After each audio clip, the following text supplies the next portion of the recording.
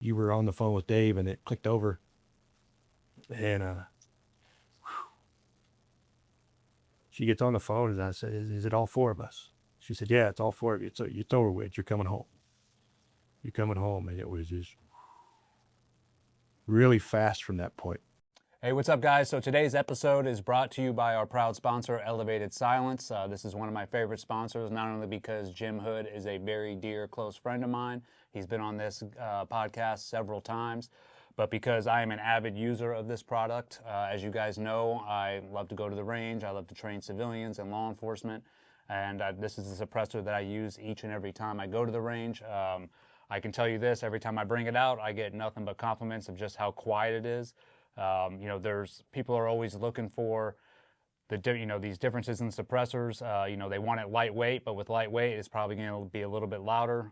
The heavier the weight, it's going to be quieter. And I think Jim has found the perfect combination of both, which is why I love this suppressor. He makes everything from 22 to 300 Norma. So if you guys are looking for a suppressor for your rifle or pistol, be sure to check Elevated Silence out. Use the code SMS15 to get 15% off. And also he has some awesome merch for these red hats and this red shirt right now. If you purchase it, a percentage of the proceeds goes to the American Suppressor Association, which will defend your rights to be able to use suppressors as you should, as any American should. All right. Thank you, and God bless. Welcome back to Shoot Me Straight with Eddie and Dave. Today we have two amazing guests, Paul and Christin Slough. Pronounce that right? Slough, but close. Slough. All right. Yeah, we're honored to have you guys down here. You guys flew down just the other day, spent some time in the area. Yesterday we got to have dinner last night, which was awesome. We'll cover some things that we talked about. But I'm really excited to have you both down here because, one, I know you guys have this book that has recently come out about your whole experience and everything that you went through. I know you were on Sean Ryan a while ago, you and the rest of the guys sort of covering your story. And there's a lot that goes into this story. Which is why I think Gina Keating, who is the author, just sort of did it the way she did, because I think the four of you having your own story would be a little too much for the listeners or readers to take on and comprehend everything that was going on and the amount of injustice and corruption that you guys went through, that our government unfortunately did to you.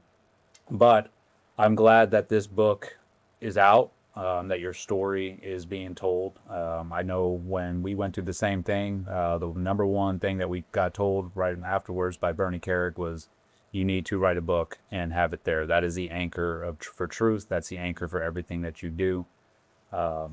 So I'm really excited that this book is out, but I'm really excited to talk to you both just about obviously everything that you went through. And, I don't want to get too much into the weeds because I think the listeners, then it'll start just unraveling a whole spider web, which needs to be told. But for people listening to this, I would definitely go back to the Sean Ryan episode and check that out for sure, and get the full details of everything. Because how long was that podcast? That was 5.5 hours. About 5.5 hours, right?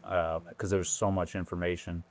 But I would definitely want to cover for our listeners and sort of just break it down in a way that they'll be able to comprehend exactly what happened to you and the other guys.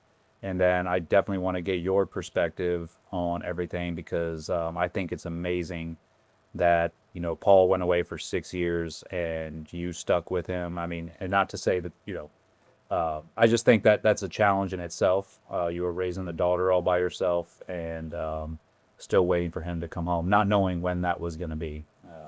So I think that says a lot about your character, just both of your guys' character and your marriage as well. So I want to delve into that a little bit. But let's just start off, Paul, you can sort of go back. We'll go back a little bit. So where you started from, and then how you got into Blackwater, and sort of describe to the listeners what Blackwater is. Yeah, so my military career started in 99. Graduated high school, went to go be all I could be in the Army, and did my time in 3rd ID. Went to selection.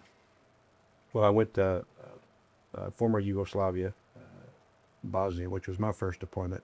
and getting to experience that part of the world. That was that. What year were you there? 2000. Okay, I was. We went to what is it? Not dang it, I'm dropping a Kosovo. Okay. Yeah, during that time. Yeah, there were a bunch of boats going back and forth. Yeah. That part of the world. So yeah, that was my first experience over there, and got to work with some really amazing people. And that's where I got first exposed to the SF community. That we were attached to them. They had a safe house there in town. I was like, wow, these guys, they have fun. They're up all night, going after bad guys. This is what we want to do, right? Yeah. And so I came back and trained for that, and unfortunately got injured on the STAR course. And Star courses are land nav. yeah, it's the final land nav. And during that time, we figured it out. Like in 3 weeks, I think we covered over 400 miles just running and road marching. And it's, as I understand it, kind of just that entry level into the SF community. And then, of course, you go to Q, you figure out your specialty, and you go from that point. Mm-hmm. So I went in front of the board, and they asked me what I wanted to do. And I said, you know what? I want to go to an SF guard unit, go to school, and get my degree, and then go to that route. And they were like, great, we can help facilitate that. And it got with a National Guard recruiter there at Fort Stewart, and got sold a bill of goods that didn't turn out to be what it was. You don't say. Yeah. Yeah. Rocked along there for a while, and then met this incredible woman in 2003. And we dated for a year. And then at that time I was in the Guard, and we dated for about a year, and then she said yes when I asked if she would marry, and has truly been the light of my life ever since.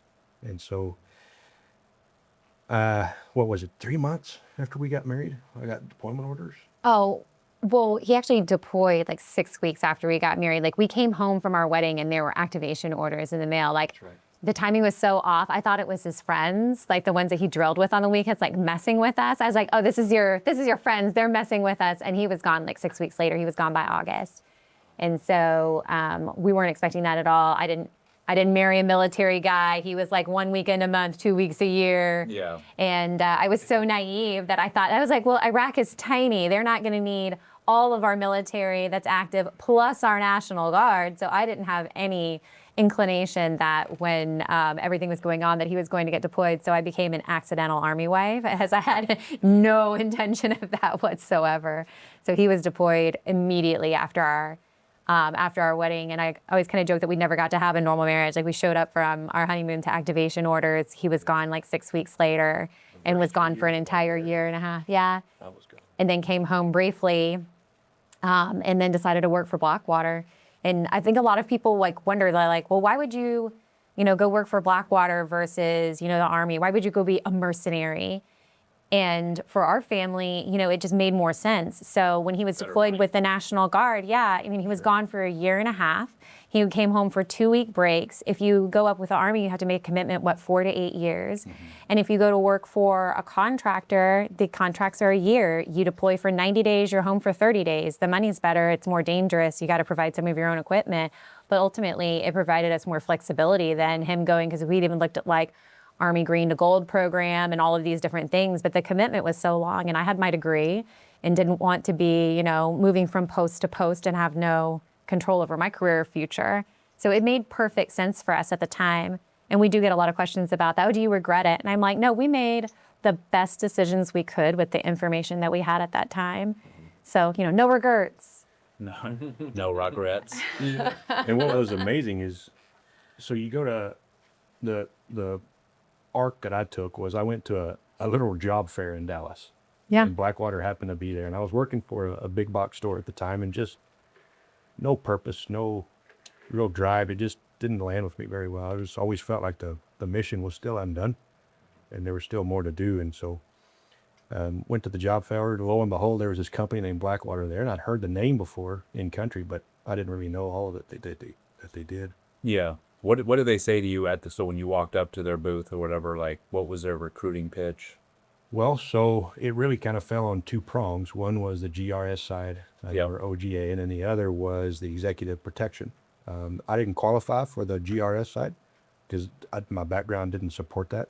And of course, I didn't want to put myself in a situation where, number one, I wasn't qualified for it. And then two, you're going to potentially harm your team, if you go forward.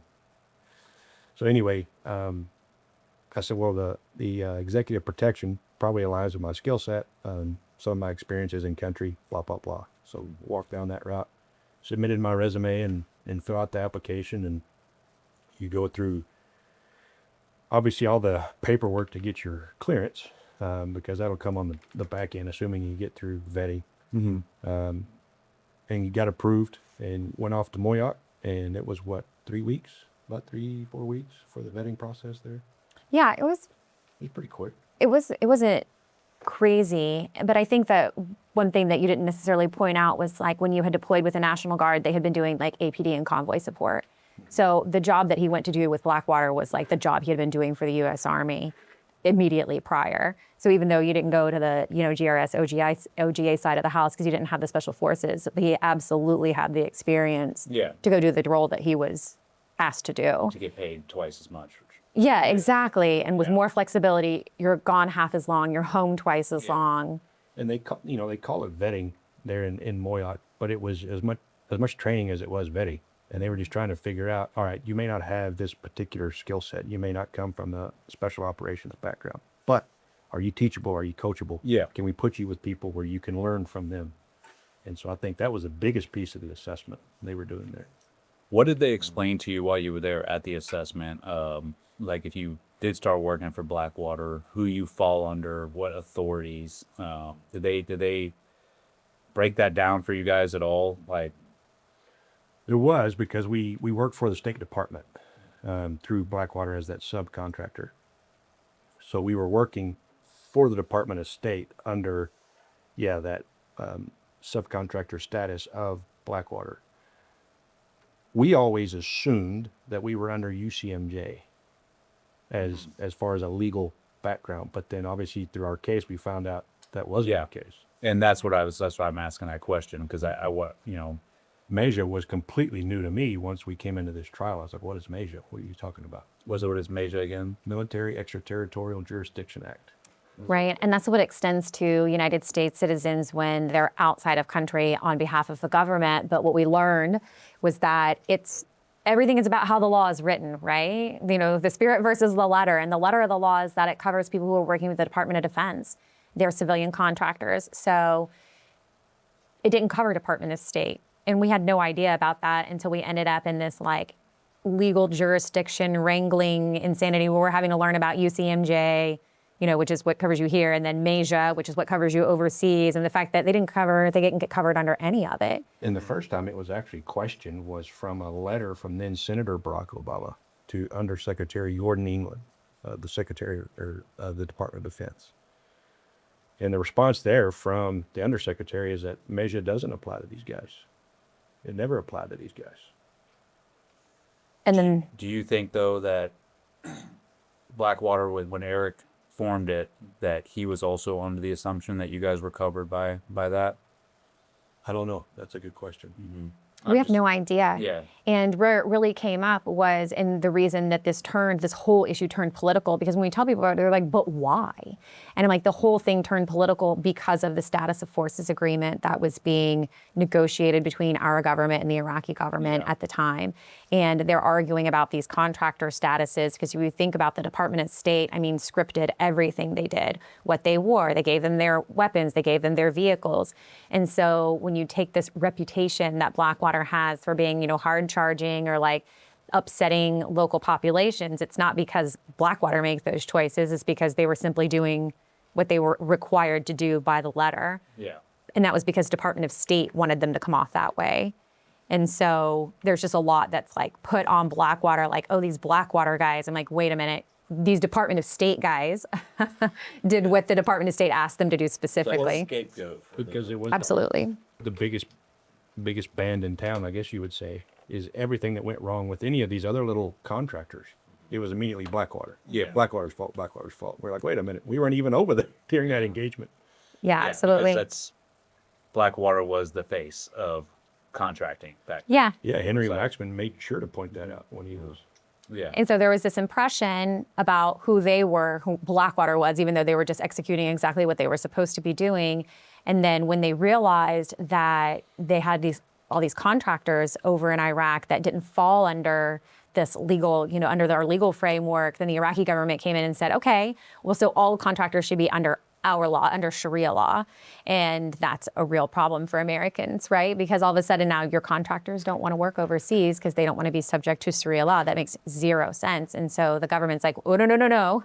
Well, we can't do that because all of our contractors will quit. But we'll prosecute them and we'll make sure we get a conviction. And that was the promise. The promise was that they could get a conviction in a U.S. court, that they could prove it. And it didn't matter. And that was after the fact. Absolutely. Yeah. So y'all basically got put out to show so that all the other contractors, to save them and to save the Department of State. Basically, Save their face. I think to save face is probably a good Yeah, and assessment. an additional point that sometimes gets overlooked is the political landscape at the time between the country of Iran and the United States wanted to keep Prime Minister Maliki in the spot that he was in. Absolutely. Along with, as I understand it, oil contracts that were, up for negotiation. And Maliki needed a win. That's a Yeah. whole other Yeah, ball game. It's a spider web. it is. For sure. It always is. It's Gordian knot. it's never one thing that's like, oh, this is why this happened. It's a myriad of things. Yeah, we're like together. in our early 20s, so we aren't aware of all these like Yeah. geopolitical landscapes and things that are going on. And like, I'm 26 years old, right? I have no idea. What so let's go over like briefly just the incident of because we talked earlier, we had Jimmy Watson in here a while ago, who I know was part of the incident was in your vehicle. And, he described it in his own terms, and so I definitely, for you, I want you to describe it in your own terms, and we don't have to get super detailed and make this whole, but just like what happened that day, from your perspective. Yeah, so we were, I believe, tertiary that day. We had 3 QRF teams on TST. As you know, QRF. So that's a quick reaction force. Yes, you're a time sensitive target. Yeah, 911 come help. Yeah. At the time in Blackwater, in Baghdad, there were, I think, I averaged like 175, 180 attacks a day. So it, wasn't uncommon to hear small arms fire, mortars being launched, car bombs going off. It just was an everyday thing.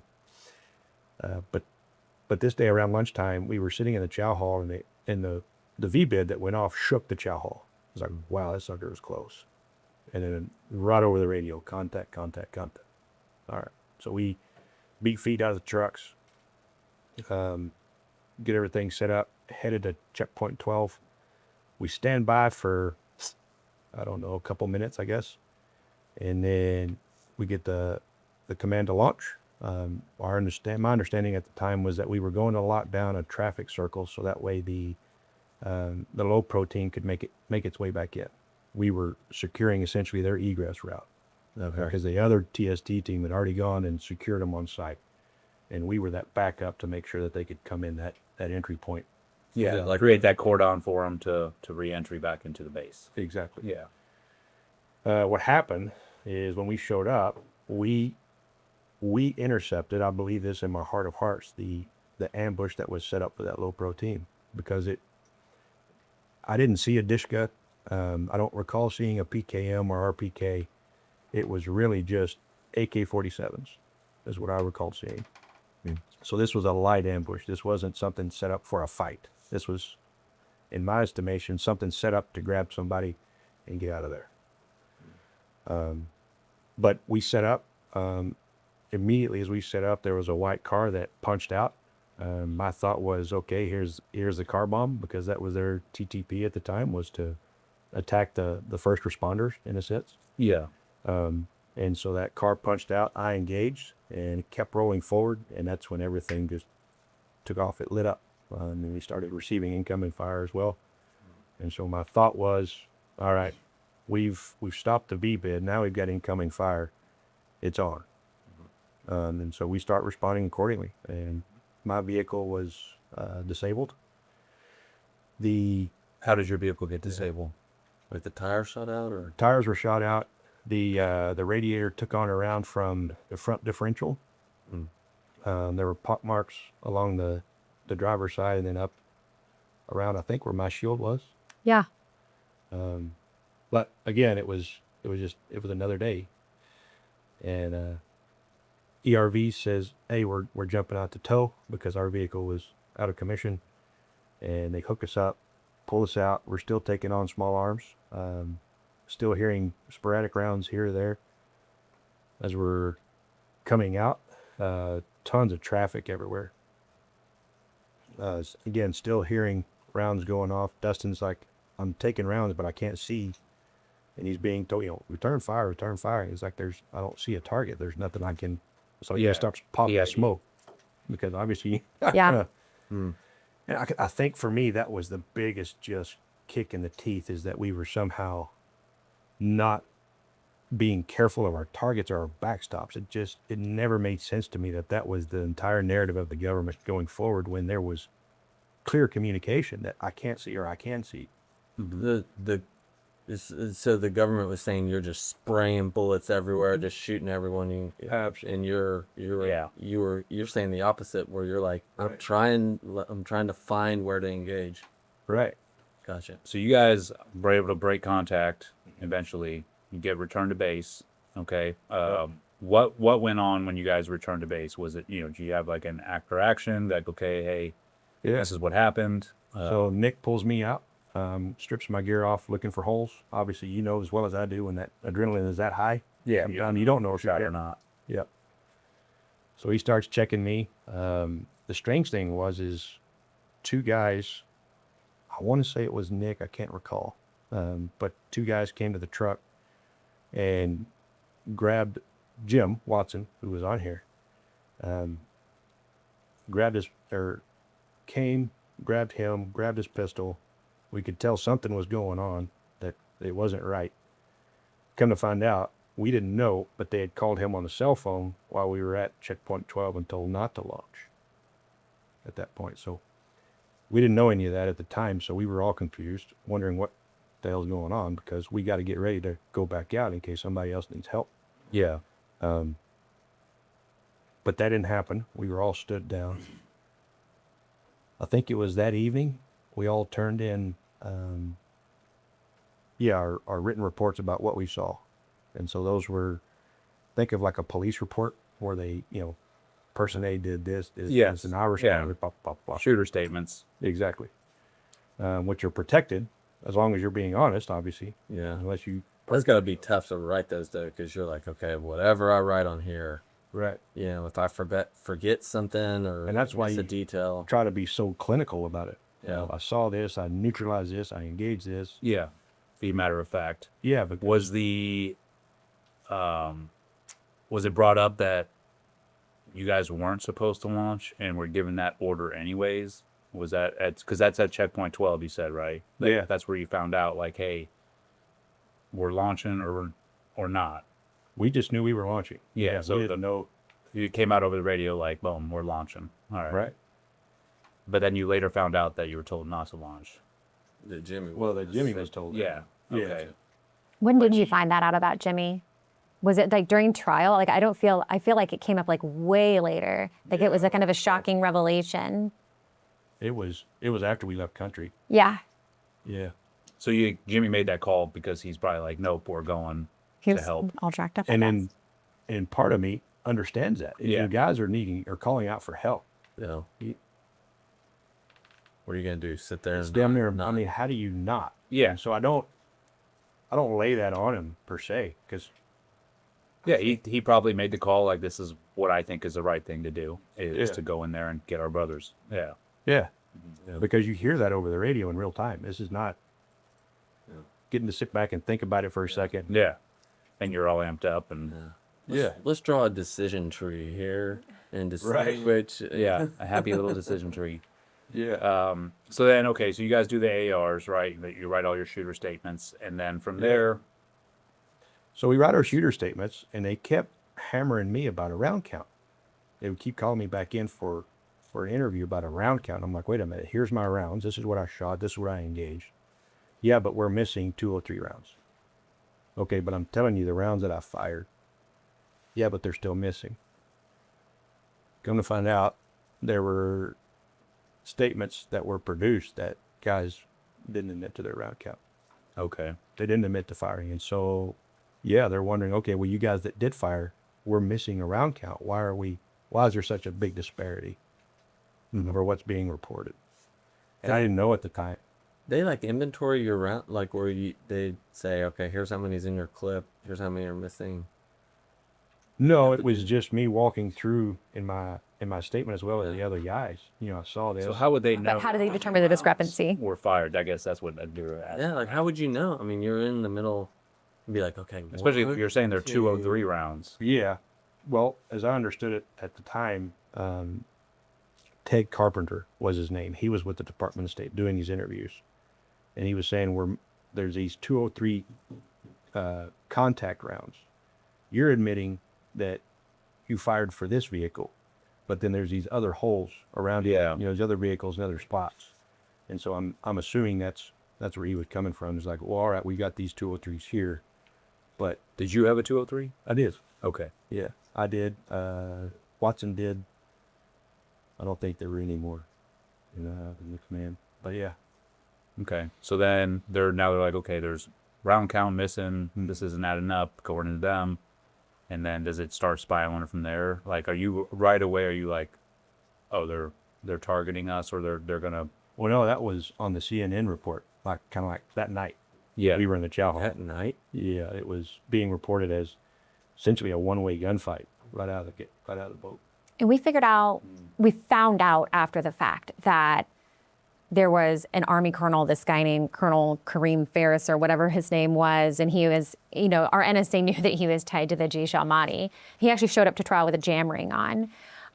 But he goes on to the scene and he calls up somebody from, they call it Big Army, calls up somebody from Big Army and says, hey, I've got an incident here. And he says, no, it's not my guys. And they weren't really supposed to be able to tell the difference between Blackwater and Army. Like, people should not be able to tell the difference between our forces overseas. So when he told him that it was Blackwater, they were like, oh, now we've got it. Because now they know that argument's happening. They're looking for that Sharia law to happen. They're looking at these contractor justice situations.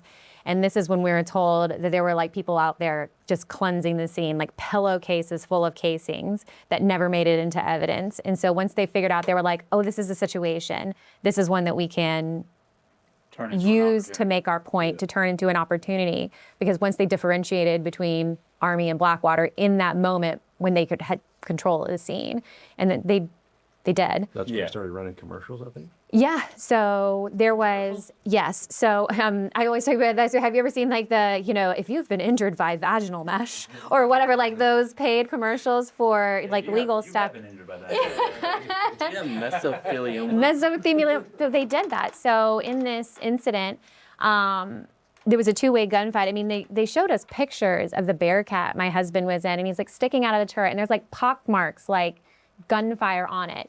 And they presented to the jury that this was blowback from a round that he shot, like, which should be a spiral, like frags, spirals.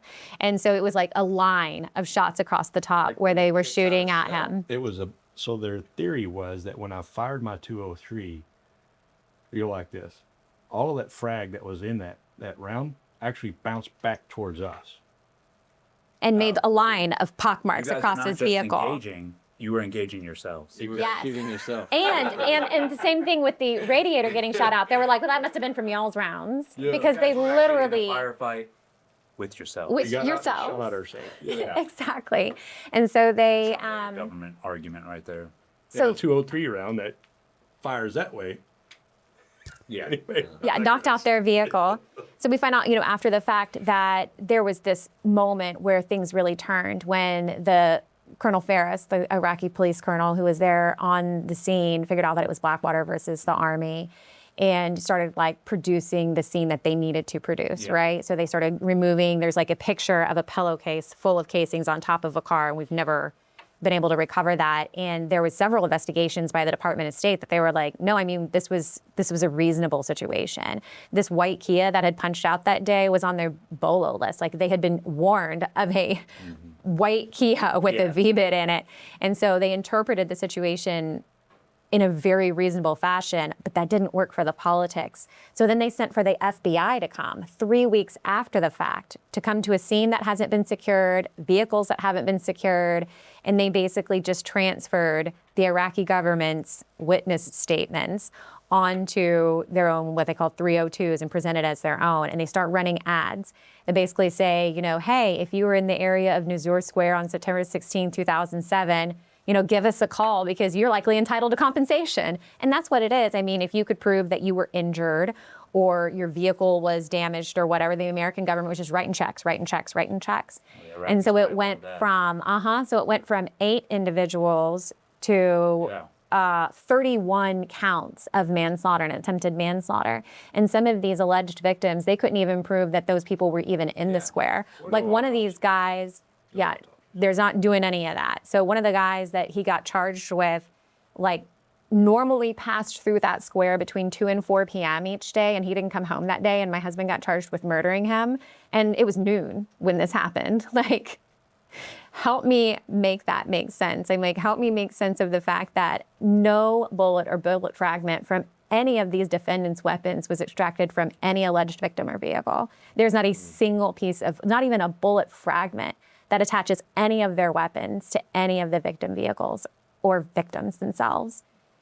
And they still presented this into an American court 7 years after the fact, after all of this legal wrangling, you know, which is, you know, in the book and in the Sean Rice show, it is so much. Oh, yeah. But just trying to understand, like, why they would do that, why they were doing it, because they needed a political end to be met, and they needed this Prime Minister Maliki to be reelected, and he needed this win, and they needed to look like they were hard on Blackwater, and that they could pursue justice, even though it wasn't anything even approaching justice. So yeah, this is the Iraqis obviously trying to take advantage of the situation and turn it into an opportunity and blame you guys so they could get what their agenda, which is that they wanted the contractors to all fall under Sharia law so they could pretty much own them. So why would, and you can explain this, once the FBI came in, all right, and then obviously followed by whatever the else the administration at that time sent, which was what, Obama and Right at the Hillary. end of Bush, right at the end of Bush. So coming into, the Obama administration. okay, yeah. And Because Vice President Biden was the one that went to Talibanese residence after our case was first dismissed under Judge Urbina and said a dismissal is not an acquittal. And we'll actually absolutely be going after these guys. And that's where I want to get to, right? So Biden goes over there as vice president and pretty much promises the Iraqis that we will prosecute, right? After everything has been sort of cleared Right. from the State Department, right? Like, hey, this was a justified shooting. And a federal judge. A federal judge wrote a 90-page, just like scathing opinion of the reckless rights violations, the constitutional violations, basically says you can't even unmix Kool-Aid. Don't even try to appeal this. This is a train wreck. This is a travesty. A 90-page opinion about how bad of a case they brought against them. Yeah. And then it took them 7 full years to get somebody to agree right before the statute of limitations ran out for manslaughter to get them to try it against. They still had to because they made these promises. Yeah. It was a 2012 primary season. Yes, Yep. that was. Yeah. And so I think that's important because I think a lot of people hear this story and many stories like it, and then they're in their mind, they're like, okay, trying to justify, like, why would they take these actions? And Sure. and I get it. It's like Yeah. people they have this trust in the government and our leaders. So they'll automatically try and come up with ways where the government has to be in the right somehow, right? Or there has to be a logical reason. When in fact, when you start looking at it, you know, once the Biden or Obama administration came in and Biden went out there and did that and promised them, like, hey, we will prosecute. That is not like, after you guys had been cleared already, that's an Multiple times. order, Right. right? That is. So that is an order to everybody under that administration, like, you will prosecute these guys. And I think that's what people need to understand is, like, whoever's in charge, whatever the administration wants, it will be done. And the opening statement of Judge Lamberth in our trial was that the Iraqi people deserve justice. and it will happen on my watch. And they had waited long enough. Yeah, because at that point, Sounds like we you were were at his money. we were in the middle of nation building, right? Right. Forming Yeah. a good relationship When with did that Iraqis work? after we just came in and destroyed their country, right? Yeah. When you came back that day from it, did you have anything in your mind of like, oh man, we did something wrong? Like when you came back and they were checking you for bullet holes and taking off your gear, were you like, oh man, that was like bad, and that was a really, or were you like, okay, we got out of there, we protected them, we provided, like, we did everything right? Just not All our guys came home. Yeah, The principal, as I understood it, was safe. yeah. Like You mission felt success. like, hey, we did Yeah. our job. Yeah. Yeah. One of the things he said to me kind of in the aftermath, because, you know, this is back when we were like keeping in touch on Google Chat, right? Back in the day. And so he messaged me and I'm at work and he's like, hey, you know, I'm okay. Something really crazy has happened here. He's like, and I can't remember exactly how you put it. You're like, I can't really put my finger on it, but I've seen the news and what they're saying on the news is not true. And I said, okay. I understand. I said, I'm with you 110%. And he was like, it's crazy because it was kind of a normal day at the office for me, but something has gone wrong here. And I'm like, That day. Okay. Since you- yeah, absolutely. That's crazy. He was like, something has gone wrong you here. had no idea And he used that all phrase the with stuff me. going It was a on. normal day at the Trying to office. figure it out. And that's really stuck with me through that whole time. And I was like, the two things. He said it was a normal day at the office. I said, okay, well, I'm with you 110%. You just tell me. And then it started unfolding. And we didn't understand these things about the status of forces agreement, all this stuff till, because I mean, when you come home and you're on the news and everything, people are calling your husband like a baby killer. Like you're really just focused on like, what is happening here? And it took until after really the convictions years later for us to like take a big step back and be like, okay, first of all, how can we fix this if we don't even know why this happened in the first place? And that's where Gina Keating really put things together, because I was so like deep in it and super traumatized and just trying to figure out how to get them out of prison, that she was able to do like the investigative journalism part, like the part that has real genuine curiosity about like what happened here. And then like finding, you know, like Hillary's WikiLeaks. I mean, after that dismissal happened, she's in her, you know, email messaging people like, okay, so what do we do here? Who do we pay? How do we salvage this? How do we get them back on trial? It wasn't like, oh, they're innocent. There was no conversation about accountability at all. She's just like, okay, so what do we do next? How do we prosecute them? You know, would they accept payments? Like it was crazy. Wow. So when did you find out that you were going, like, hey, you're going to trial? That would have been 2014 in Yeah. the spring of 2014, because we celebrated our wedding anniversary, which is May 24th, on the road driving to DC for the trial. That's right. I think we got our superseding indictment in. Was it while you were pregnant, or was it right after Lily was born? It was right after Lily was born. She was about a year. And so like we had gotten married and just jumped straight into these crazy circumstances where he gets deployed and then he's gone. And then this crazy thing happens, you know, with Blackwater. So he comes back. And after the case gets dismissed, you know, it's not 2 weeks later. So the case gets dismissed on like New Year's Eve, 2009. Mm-hmm. And 10 days later is when Biden goes to Iraq and basically promises these convictions. So we had about a 10-day breathing period in our 20-year marriage. And then the vice president at the time goes and promises these convictions. And it takes them a while to find a judge that will agree to allow them to do this because of the 90-page scathing opinion that came out the first time.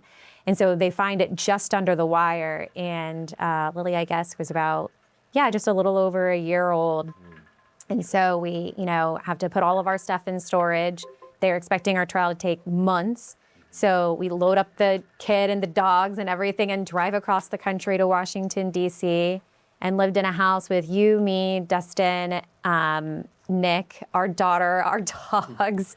And Evan was, I think, staying with his brother at his apartment in his city. And so it was like the most surreal thing I've ever been through in my life. I worked remotely for Bank of America as a vice president with them at the time.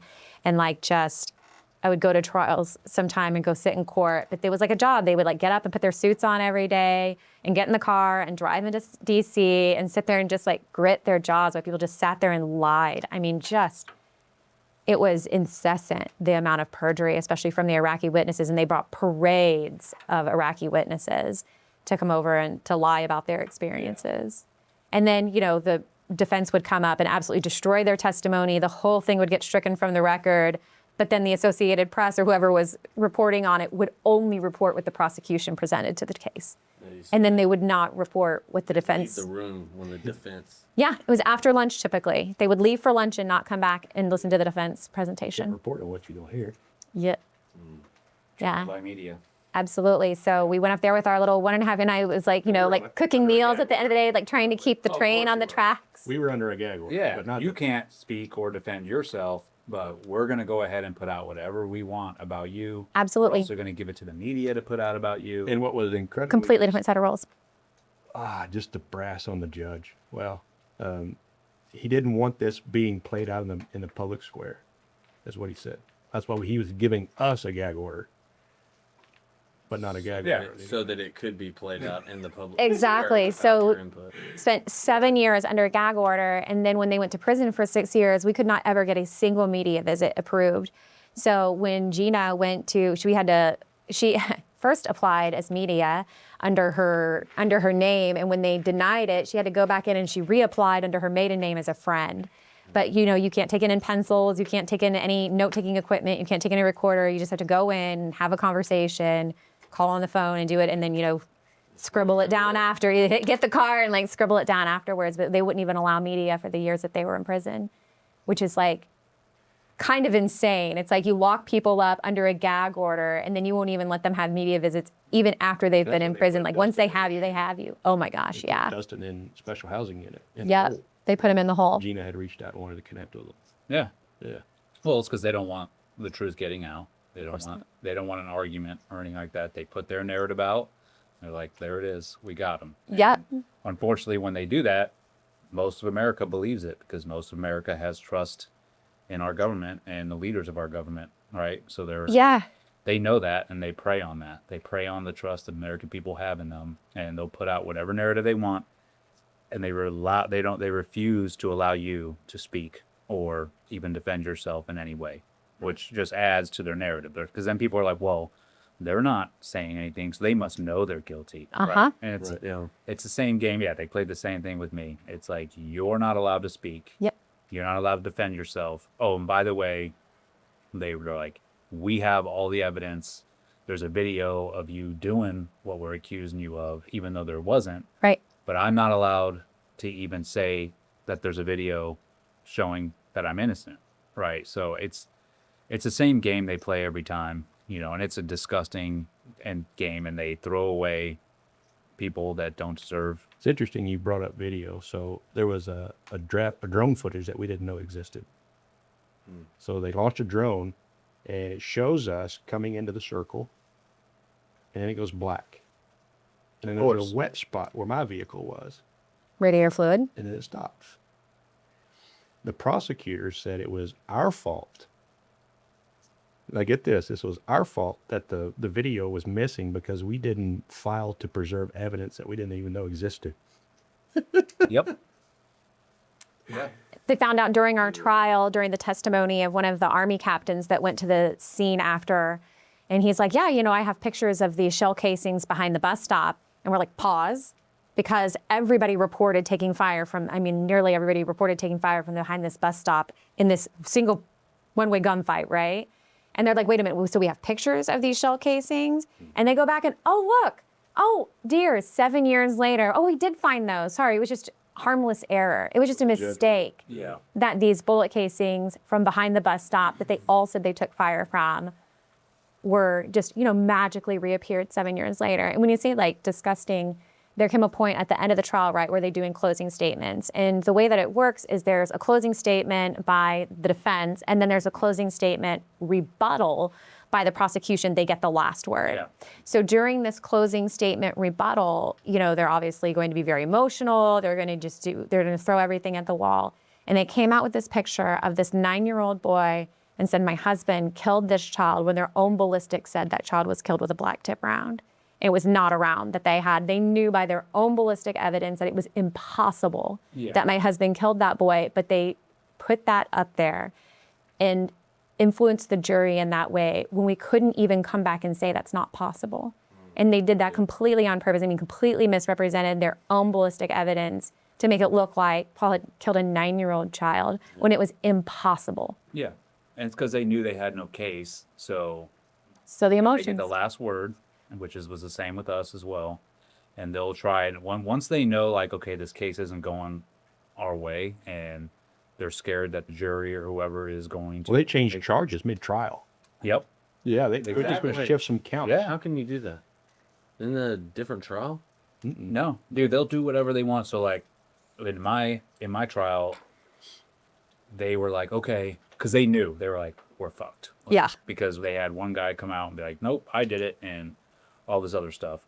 At the end, when they're telling the jury what they can charge me on, they even said to my jury, they're like, we know this doesn't look good, right? We know that there's a lot of evidence, but hey, we can still get him on this. We can still get him on this. And they started bringing up all these other miscellaneous charges of, like, if you don't want to charge him with, premeditated murder, get him for these, and it would still amount to the same. So, like, that's what they do. They grasp at straws. They tried to say, because there was no blood on the knife, no, like, anything they found, DNA, that I stabbed this guy. So they were like, well, we think, and they pulled up a picture of me working on the guy as a medic, and they're like, we think that he used medical gloves to clean off. I cleaned off the blood and, like, disinfected it, and like, Yeah, this is like the 203 round that like, shot out their radiator and like sprayed all over the car. in the middle of a combat zone. Yes. While you're And taking that's- live fire. Yeah, and that's what they do. I'm bringing that up as a point because, like you said, they And that was the reason they even brought premeditated first-degree murder on Nick, is the statute of limitations had run out on manslaughter Because they had dismissed their own case against him due to lack of evidence. due to lack of evidence. And then the judge dismissed the case later against the other guys. Well, I guess they'd kind of like forgotten that Nick's case had been dismissed earlier. And so the statute of limitations ran out for manslaughter for him. And they said, okay, well, you can waive your constitutional right to this statutory statute of limitations, or we'll charge you with first-degree murder. And he's like, well, I guess you're going to have to charge me with first-degree murder because I definitely didn't do any of this stuff. I'm definitely not waiving my rights. But they were going to charge him with something because they wouldn't allow him to testify on behalf of his teammates. And so they had to hem him up so that he wouldn't testify. So in any normal court, that would have caused a separation of trials, because Yeah. my testimony was directly exonerated Nick. Yes. And then we're charged with manslaughter. He's charged with murder. His sentence carries a life sentence, no matter what. Ours was less, and so there should have absolutely been a different trial. And they pitted joint defendants against each other by charging him with a shot that Paul had said that he had taken because it was about the driver of the white Kia. And even the FBI said that it was physically impossible for Nick to take that shot, so there's no way he could have made that shot. There's also nobody even testified either on either side that he made that shot. So, I mean, it's really shocking because people, we all watch crime shows and we all watch, how rigorous the chain of, custody is supposed to be for evidence. And like, I know everybody's just rolling their eyes at this table because like, as Americans, because of, what's put out in our media, like we believe we have this like really buttoned up justice system, that we care for evidence, that people really only go to jail once they've proven a case. And it is just not even close to true. It's unfortunate. It's all theatrics. It's theatrics. Theatrics. There's a predetermined outcome beforehand, and it's like, who can act the best? All right. Yeah. Right. It's Who tough. can lie the best as well? It's without tough as getting a caught. Well, and you're up against an opponent that has unlimited resources and unlimited time. Yep. And unlimited money. They wouldn't even let the defense go over and review the evidence. They're like, it's too dangerous. And they're like, well, provide security. And they're like, nope. Yep. They did the same thing for The us. defendant Yeah. the prosecution has extra powers, right? They can tie your hands behind your back. Absolutely. They make up the rules as Take they go. away your weapons, and Yeah. I mean, it's not. What's tough as a civilian is I look at these four men, you being one of them on this book cover, and as a civilian, you think, okay, these guys, from a bird's eye view, it's like these guys are murderers. They just Yeah. like drive into this square and just start shooting people up. Like, no, they're soldiers that responded to a call. And even you think through, They got through shot at. mission set, like what value would an incident like that even add to the mission? I don't understand how a prosecutor gets there. Yeah. I mean, we were labeled the My Lai massacre of Iraq, and they did that strategically because this judge was part of that in Vietnam. He's one of the JAG prosecutors. rogue people go over there and just it's like it's when you step back from it as a civilian, you're just like, that's crazy. That's so I don't know. There's just a level of injustice that I mean you see it more because of everything you've been through. You guys see it, but as a civilian, you just think, wow, that's so twisted. That's so upside down. And I've never been mad at anybody who are like, oh yeah, the Blackwater massacre guys that kill all those people. I'm like, I totally understand why you believe that. Like, why wouldn't you believe that? Because we never got to tell our side of the story. I mean, and even after going through the trial, that nobody's still presented our side of the story. And I think one of the most interesting things about Gina Keating and the author who wrote this book is that she is a straight up liberal journalist from California. And she was really resistant to get involved. She's just like dating somebody who was really good friends with Dustin, one of the other defendants, his dad growing up.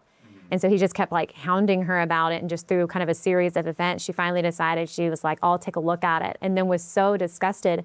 And then she goes to her peers and she's like, hey, you've got to take a look at this. This is insane. And her agent, her publisher, everybody was just like, nope, won't work with her. She had to hire all new people. Nobody showed any curiosity. And I think that it completely blew her mind. She was like, wow, the state of journalism is so bad. And having it told from her perspective, she really kind of begrudgingly got involved, I think is one of the most important things about her telling of the story, is that she didn't want to believe that our government did that. She hated the Iraq War. She hated the impression of Blackwater and everything. And when she dug into it, she was like, this is so wrong. Yeah.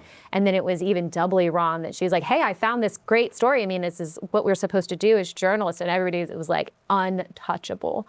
And she only even found any traction when she got involved with a guy named Mike Flaherty. He was one of the producers of the Chronicles of Narnia, like good Christian guy. And he was like, this is terrible. We're going to figure this out. And so they developed this podcast series called Raven 2-3 Presumption of Guilt. It's fantastic. It's like 14 or 15 episodes. And depending on what platform you look on, they actually even like linked a bunch of the evidence, like Hillary's wiki links and different court transcripts and different exhibits and things. So it's like just a really great listen if people want to go find out the details of like all this stuff that we kind of have to gloss over for 13 years, and then ended up writing the book later after forming with the guys. So we do directly get benefited by the book, and Gina did an incredible job with it, and her perspective as somebody who wasn't like on our side to begin with, right, is super valuable. Good on her for being a real journalist. Out of her comfort zone, being a real journalist, and like you said, she's liberal. Right. So yeah. Still is. Still post about the Gulf of America to this day. I think it's like be against the Iraq War all day long. Yeah. Like that's fine. But sure. What I find on the liberal side a lot of the times is they're against the Iraq War or against the fact that we're over there. So therefore they're like the men and women that sign up to protect this country and go over and do what the government asks them to do. Mm-hmm. They're against them as well. Uh-huh. And it's like, dude, that's not the people that you should be like going after or targeting. Target the politicians, target the administration who are making the orders, right? But the problem is the politicians and the administration are the ones in control, of the media, especially when it comes to the left. So like what happened to her when everybody's like, nope, we're not touching that, right? Good on her for standing up and being like, no, I'm going to get to the bottom of this because that's where the real corruption is. Yeah, and they propagandized an entire generation of people my age around, you've got to go fight them over there so you don't have to fight them over here. And so, I mean, there was a lot of people who really believed that they were, absolutely doing the right thing. Like serving your country is an honorable and noble thing until, you're in your 40s and you're looking back and you're like, may not have been telling us the truth. Yeah. What's interesting is, Judge Lambert's ties to 9/11 when he was sitting on the FISA court. He's an interesting guy. The judge in our case, there's another book written about him. He's essentially like critically responsible for 9/11 because of his involvement in those FISA courts and hamstringing our federal agents and different things. So he's not a very good guy. We called him Baconator. Well, I imagine he can't be a very good guy if that's the only judge they could find to actually do their bidding and prosecute. Yeah, and it was assigned to Judge Leeson first. And it was assigned to somebody else. Was the chief judge. He came in and took it. It's supposed to be randomly assigned, and so it was randomly assigned to somebody else. And as the senior judge, he went and picked it up and never gave us any explanation. Like we, inquired with the court, and of course they're like, and allowed ex parte hearings to be used as evidence. Anyway. There's just a lot of it. So You guys end up getting convicted, right? What were each of you sentenced to? So Nick was life, and the three of us were 30 years and a day, and those were based off 924C gun charges for weapons that we were required to carry. The Yes, one day was for the manslaughter charges. there's federal weapons law that was developed in like the 80s under the Reagan administration that was basically like if you go shoot up a 7-Eleven with a handgun, it's different than shooting up a 7-Eleven with an AK. And so there's these federal weapons law enhancements where you get a 30-year mandatory minimum sentence for using certain classes of weapons in the commission of a crime. And so they used those charges because they wouldn't plea out. And they said, okay, if you don't plea out, we're going to charge you with these federal weapons charges for using the weapon you were issued by the Department of State in an actual war zone. And they did. I mean, they absolutely did. So they got 30 years and a day because they had the federal mandatory minimum sentencing. Jeez. So then, Dude, you weren't kidding. There are layers to Oh, this. yeah. So Right? It's like an onion. You just keep peeling, and like, even I our don't own know if I've heard a lines. story like yours. it is, and that's the thing when these things happen and you're dealing with corruption in the government. It's never just like a simple, hey, they did this, and here it is. It's a spider web of a million different things of corruption, and you're trying to explain to people and put it all together. And I think half the time people are like, oh, this is too much. Like Right. It is. I can't take a lot all of this process. on, but I do think it's important though for people to understand, like, and we were talking this last night at dinner, right? When you try to explain to somebody that has not been through it, right? It's like staring at a deer in the headlights, or just like, What? because they can't understand the fact that your own government would target you and do this to you, because they still have this belief, and they're like, no. And so what I say is, like, once this happens to you, your eyes are fully open, like you're awake, and you're trying to explain to other people. And that's why when I've learned when doing it is to try and dumb it down a little bit so people can digest it and understand it. Because if you come at them with like all like this and this and this, then they're just overloaded, and they're like, no way, I can't comprehend this. I think what helps a lot of our stories, yours, mine, the many others, is that not only did they do it to us, they now have done it to a sitting president. Yep. And so America's like, holy shit, wait a minute. Yeah. Actually, there may be some truth here, guys. Yeah.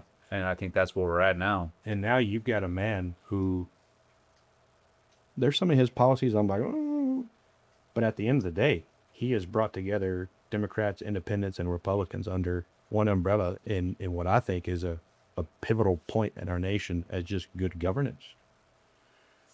We can obviously debate multiple issues and multiple things, but what has happened, I think, in America is going through that season as a nation. We see that the swords of justice, quote unquote, can be used a myriad of ways. Yep. So whether it's trying to keep somebody off a presidential ballot, regardless of the person, it's just he was a figure point, right, Sure. representing what can happen even within our United States. Legal warfare. Yeah. Right. He brought out lawfare. Yeah. Yeah. Yeah. It got exposed to, the masses. And they overplayed their hand. Yeah. We couldn't believe it. So they deliberated, the jury did, for 8 weeks on this. So just imagine, if you will, you're on trial for your life and you're just sitting around every day for 8 weeks waiting for your phone to ring. So every time anybody's phone made a ding noise, everybody's like, is this it? And so 8 weeks later, we finally get called in, and we're just expecting it to be the right thing, right? We're like, okay, these are reasonable people. So even though, maybe the reporters, maybe the reporters didn't actually report on the defense presentations, but the juries were there for it. But then you also remember, like, there's a whole reason why under UCMJ and MEJA, you're tried by a jury of your peers, of people who have served in a combat zone. And I don't think that in looking at those jury questionnaires, there was a single person who had ever served in combat on that jury. And the jury foreman was like a former Department of State employee. And so it's a civilian jury 7 years after the fact, listen to all of this, and they do all these confusing things with like the jury instructions, with changing the charges and with making them feel like these are horrible people. So even if we didn't really prove exactly what we said we were going to prove, you could still get them on all this stuff because you hate them, because we made you hate them. And so we show up, and no kidding, was we were sitting, we were in like Falls Church, Virginia at the house. So all the press and everybody makes it there before we do. I almost don't get in. I'm with my mom, and I've been told I'm a little, I guess, like Andrea. So I lean in and I was like, hey, so who's leaving? And this bailiff is like, what? And I was like, do you need to be here? I was like, my husband is going to, be up there in a second. And I was like, do you need to be here? People who had already gotten, and he's like, no, I'll leave. And so I literally made 2 people leave around this bailiff. This bailiff was like, you can't do that. And I was like, I don't plan to be back.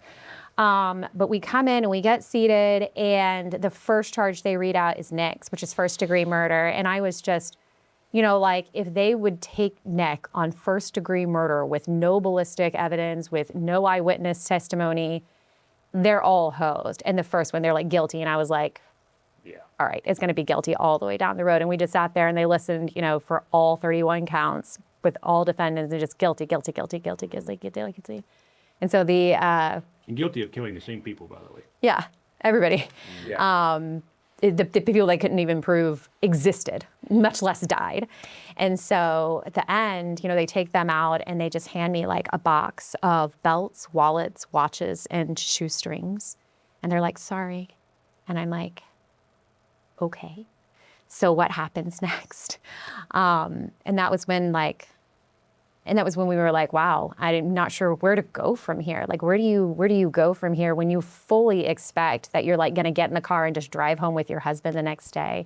And they're like 30-year prison sentences or life. And that was one of the wilder moments of my life when they handed me the box of shoelaces. I'm like, on both ends. yeah. I mean, for you getting handed that box and being like, you're on your own.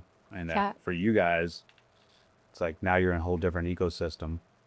Complete. Yep. And it's like, figure it out. Like, this is where you are for the next 30.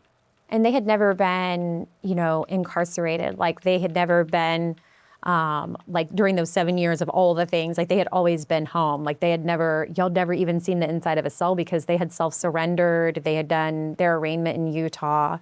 And so they just never had been in that situation. And then they were just, like, tossed to the wolves. And they went over to D.C. County Jail, which is, hell. Yeah. Like, actual hell. I think a lot of the Jan 6 defendants over there, and so we have a lot of common with those folks that were treated really poorly as well. And then it was time to figure it out. So I spent 6 years just trying to like figure it out and try to figure out how to get a presidential pardon. Like, I'm on like literally Googling. I'm like, how do you get a presidential pardon? Are there attorneys who do presidential pardons? That's not a thing, by the way. You just have to kind of figure that out as you go. Well, that's more of like a relationship thing, right? Who can I reach? Yes, we had to network ourselves into a pardon. Yeah. So on that, obviously, Paul, you're incarcerated, right? Probably figuring out that whole ecosystem and how to survive in that. And I was still under the impression that this was a legal case. This was not a political case. Yeah. So you probably had some hope, like, we gotta file this, we gotta file that, and working through motions and just figuring out law, right? And you're doing it as a legal beagle. You get a law degree. Yeah. There's a lot of law degrees that happen in prison. Yeah, our attorney said that we were exposed to more courtroom and like actual legal protocols during our time in our trials than they were in law school. Wow. So it was kind of the school of hard knocks, so to speak. Yeah, so I always say people to ask me about my law degree because I talk about, evidentiary hearings and all these different things because we went through it for so long and we were really active in his defense. And so we'd go for meetings with our lawyers and they're like, oh, we're going to put up some exhibits, Ms. Slough, if you want to step out, these are pretty graphic. I'm like, I'm good. Tee it up. Let's go.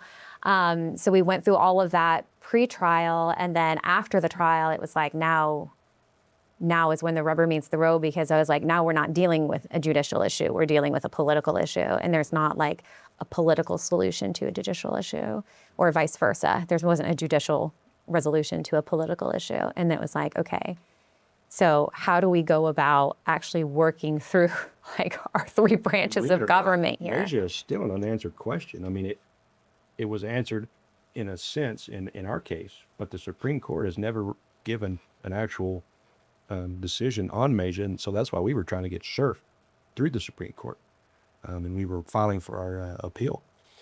We didn't get granted cert, but What's cert? certiorari. So it is a hearing in front of the Supreme Court Okay. on that particular issue, and we believe that because our case is so small, so nuanced, that Supreme Court wants to deal with things that have a broad approach throughout the United States that affects multiple people. Yeah, and more clear cut, not all the stuff that. Because even in our case, the judge said if I believe the way the statute's written, I would have to toss this case out.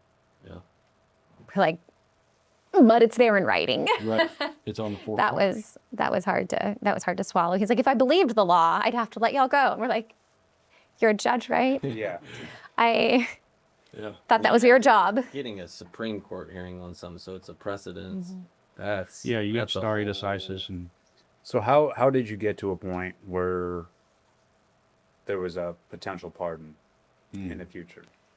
It was really difficult. So the first 2 years from 2014 to 2016 were under the Obama administration, and there was no traction whatsoever. I mean, I'm just sitting there like sending out like blind emails to like Fox News or anybody who will listen, like honestly just trying to network my way into anybody who can help.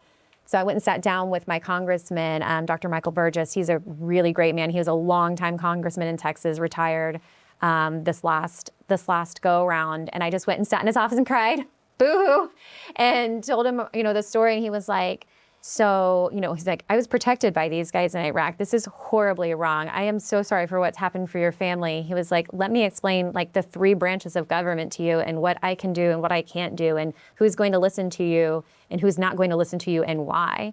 And he just explained to me, he's like, why it's running its judicial course and going through appeals and all of those things until it's considered post-conviction, until all of your legal remedies are exhausted. It was like, nobody from the legislative is going to step in. There's not going to be any presidential pardons typically, right? Looking at past precedent. And so he's like, my idea for you is that I will write legislation to correct the weapons law because it should have never been applied in that way. And so we need to fix the law so that it can't be applied against service members anymore or contractors or whomever. He's like, and then what we're going to do is, he said, you're going to go out and find co-sponsors, and we're going to take it to the Senate, we're going to take it to the House, and you're going to form relationships. And then eventually, once you get post-conviction, you'll have all these relationships established with people who know what's going on. And I'm like, okay. So we did that. He wrote this legislation. I worked with his team. It was funny because they kept writing it where it actually exclude Paul. It was like only written exactly for people like under Department of Defense and all this, like, but this still excludes my husband. So we still have to keep fixing this language. I learned a lot about writing laws and how they're written is really important. And then just went to work, like walking up and down literally the halls of Congress, handing out packages to whoever would listen, looking for co-sponsors for the legislation in both the House and the Senate, where they were going to try to introduce a companion bill. And I mean, the bill was important, right? Like, it's important that we, our prosecutors don't have the ability to go in and charge these guys with federal weapons charges. But the most important thing for us was establishing these relationships and to get this like going. And so I would just talk to anybody who would listen, absolutely anybody who would listen. And I didn't receive a lot of like pushback, but I will say that I call it the government black box, where you just put all this information and you never get any feedback. Like, nobody ever gives you really any feedback. Nobody really talks to you. They just kind of listen and then just like nothing happens. But ultimately what I figured out, it was like, so I'm a project manager by trade. I'm at point A, I need to be at point B. I'm like, what does a president need to have a presidential pardon? I'm like, well, first of all, he needs to understand it enough to know that something wrong happened here. And then his White House counsel is going to need to understand all the legalities of it so that he has the support.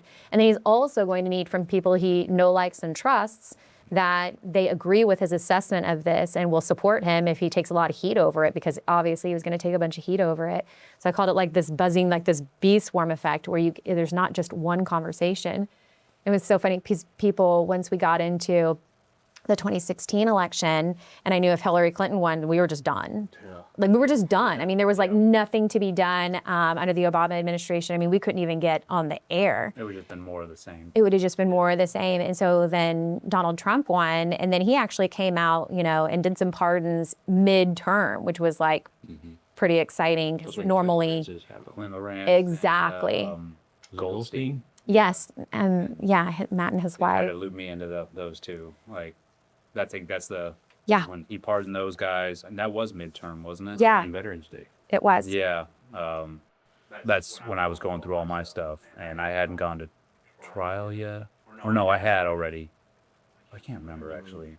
I know the timing gets so fuzzy. But And they were like, "Hey, we're gonna lump you in with these pardons," and that's when Andrew and I were like, "No, like we're going to trial because Yeah. we're standing on the truth." But like to this day, it's like I'm still, "Oh, you were pardoned." I'm like, "No, I wasn't." But that's how that works, though. Once those things start happening, and then of course the media will just do whatever they want with it. Hey, what's up, guys? So when I'm not doing the podcast, I'm doing a lot of traveling. I put on training all over the country for LE and civilians. I also travel a lot for my nonprofit, the Pipe Hitter Foundation. And as you guys know, travel, going back and forth can wear you down. But this past year, I found the antidote. So let me put you on to Aquavita, Destin's premier IV therapy and oxygen bar. This place is owned and operated by a board-certified ER physician with over 23 years of experience, so you know your health is in good hands. Every IV drip is mixed to board of pharmacy standards and backed by CDC-level infection control. Whether you're dealing with a fatigue, a hangover, jet lag, stress, immunity issues, or even PMS, they've got custom vitamin drips and boosters tailored just for that. When you go inside, the place is pretty awesome. It puts you at ease right when you go in there. They have comfy lounge chairs, which are perfect for singles or couples, full group sessions, and you can even book the whole space for bachelor or bachelorette parties, race day recovery, or wellness events. While you're in there, they go the extra mile too. They'll give you blankets, sleep masks, earplugs, aromatherapy oxygen, all complimentary. And the best part, every visit includes direct care from the physician and experienced RNs, all focused on fast, safe, and affordable wellness. So if you're in the Destin area, hit up Aquavita. Your body will definitely thank you. What's wild is when you say pardoned, I think they were guilty but let off free. Yeah. No, I know that's not true. And but absolutely. That's the first thought that I'll have. Like if I hear someone was pardoned, Well, yeah, that's as a civilian, you just think it's like media's trained you to think. Absolutely. If you read like General Flynn's book, it's called Pardon of Innocence. And it's really, you know, that's a lot of it. It's like, you know, the government won't admit they did anything wrong. And the president only has so many tools in his toolbox. And he's like, well, this is wrong, so I can overturn it. But there does need to be, you know, remediation for that when the justice system completely fails. It's really unfair. There needs to be pardon and expungement at the same time. Yeah. Where it's like, this never happened. Because that's another thing when people don't understand is when you're pardoned because something wrong was done against you and you were found guilty, right? But that doesn't, just because you were pardoned, that stuff still exists, right? All the stuff they charge you with is still in your record. And so I think they need to do a better job of like, if they're going to pardon somebody and be like, yeah, this person was wronged, this didn't actually happen, then it's like, well, then expunge everything that comes along with it. Yeah. It really should mean like righting an injustice, you know? Right. But then like the traditional way that pardons were used, I mean, they, you know, Clinton pardoned his buddies, right? The people who actually did some bad things. I mean, like the Cash for Kids judge got pardoned, and I'm like, I don't want him to get any benefit from that. He's a horrible piece of shit. And that's why. And so it's complicated. Initial reaction, like, oh, you were pardoned, you were guilty, because a lot of the people that do get pardoned are Like guilty. the freaking Cash for Kids guy. Yeah, but they're buddies with, you know, Yeah. administration of some sort. Yeah. Who was instrumental, like once you got to a point where it's like, hey, this could actually be happening? There's a few people that were like super instrumental. One is the Justice for Warriors Caucus. So they rewrote their caucus charter to help us out because it didn't include contractors. And then we found ourselves in this like legal quagmire, right? Because like the military guys, it was like not even Department of Defense. And then the civilian world, it was completely outside of everybody's civilian wheelhouse because it happened in another country under combat situation. And so we just found ourselves in this like quagmire, this like legal gray space. And so they rewrote their charter, and that was incredibly helpful for us. And like Derek Miller, Louis Gohmert, absolutely. Yeah. And Duncan Hunter. Duncan Hunter, I think, started it. Yep. Yeah. Yeah. Okay. Yeah. Yeah. And so between them, that was incredibly helpful. And that was us just like approaching them. So I went and approached the Justice for Warriors caucus with the attorney that I ended up hiring, a guy named Dave Harrison. And, you know, the way all that went down is I just networked, right? I just talked to anybody who would listen. And I found a guy in Dallas who was friends with Chris Peranto from the 13 Hours in Benghazi and had helped them get on Fox News in the very beginning. And he referred me to a lawyer named Dave Harrison. And he was like, he's a really, really nice guy, and he works in New Jersey, and I think that he would do a great job. So I contacted him. I felt the same way about him. And I approached the other families. I had negotiated kind of like a capped contract with him for like $100,000, which is like a pretty cushy contract as far as like getting a lawyer to agree to work for you with a cap. And so he was willing to do that. And I took it to the other families, and they just weren't there. Like, they weren't there mentally, emotionally. They were just like, we can't do that. We're not going to take that on. And so I was like, I'll do it my own self then. And so I did. My dad helped me, and we hired the attorney, Dave Harrison, and he is fantastic. He wrote a really great pardon packet that had a really great executive summary that was geared towards, if you're the president, this is what you need to know. And then the whole packet behind it is, this is what the White House counsel's office needs to know. And so it kind of felt like a football team, right, where I'm kind of like the coach. And then I've got Dave Harrison, who's like the quarterback, and he develops this football, and we're just like trying to figure out who to pitch it to. And so I have this crazy story where I joined an MLM after a couple years after my husband went to prison, like a multi-level marketing, like social media, like selfies. Yeah, we were just throwing out alphabet soup here. So I joined this thing online. It's like magic lipstick. I'm like, oh my gosh, this is... Name of it? Oh, it's called Lip Sense, but it's like this, like, feels like you can kiss and do whatever. So it's a cool product. And I was like, wow, but this is like one step above prostitution, because like, you know, it's like social media selling and like MLM. And I had no desire to do any of that, but it was a cool product. I was like, Networking.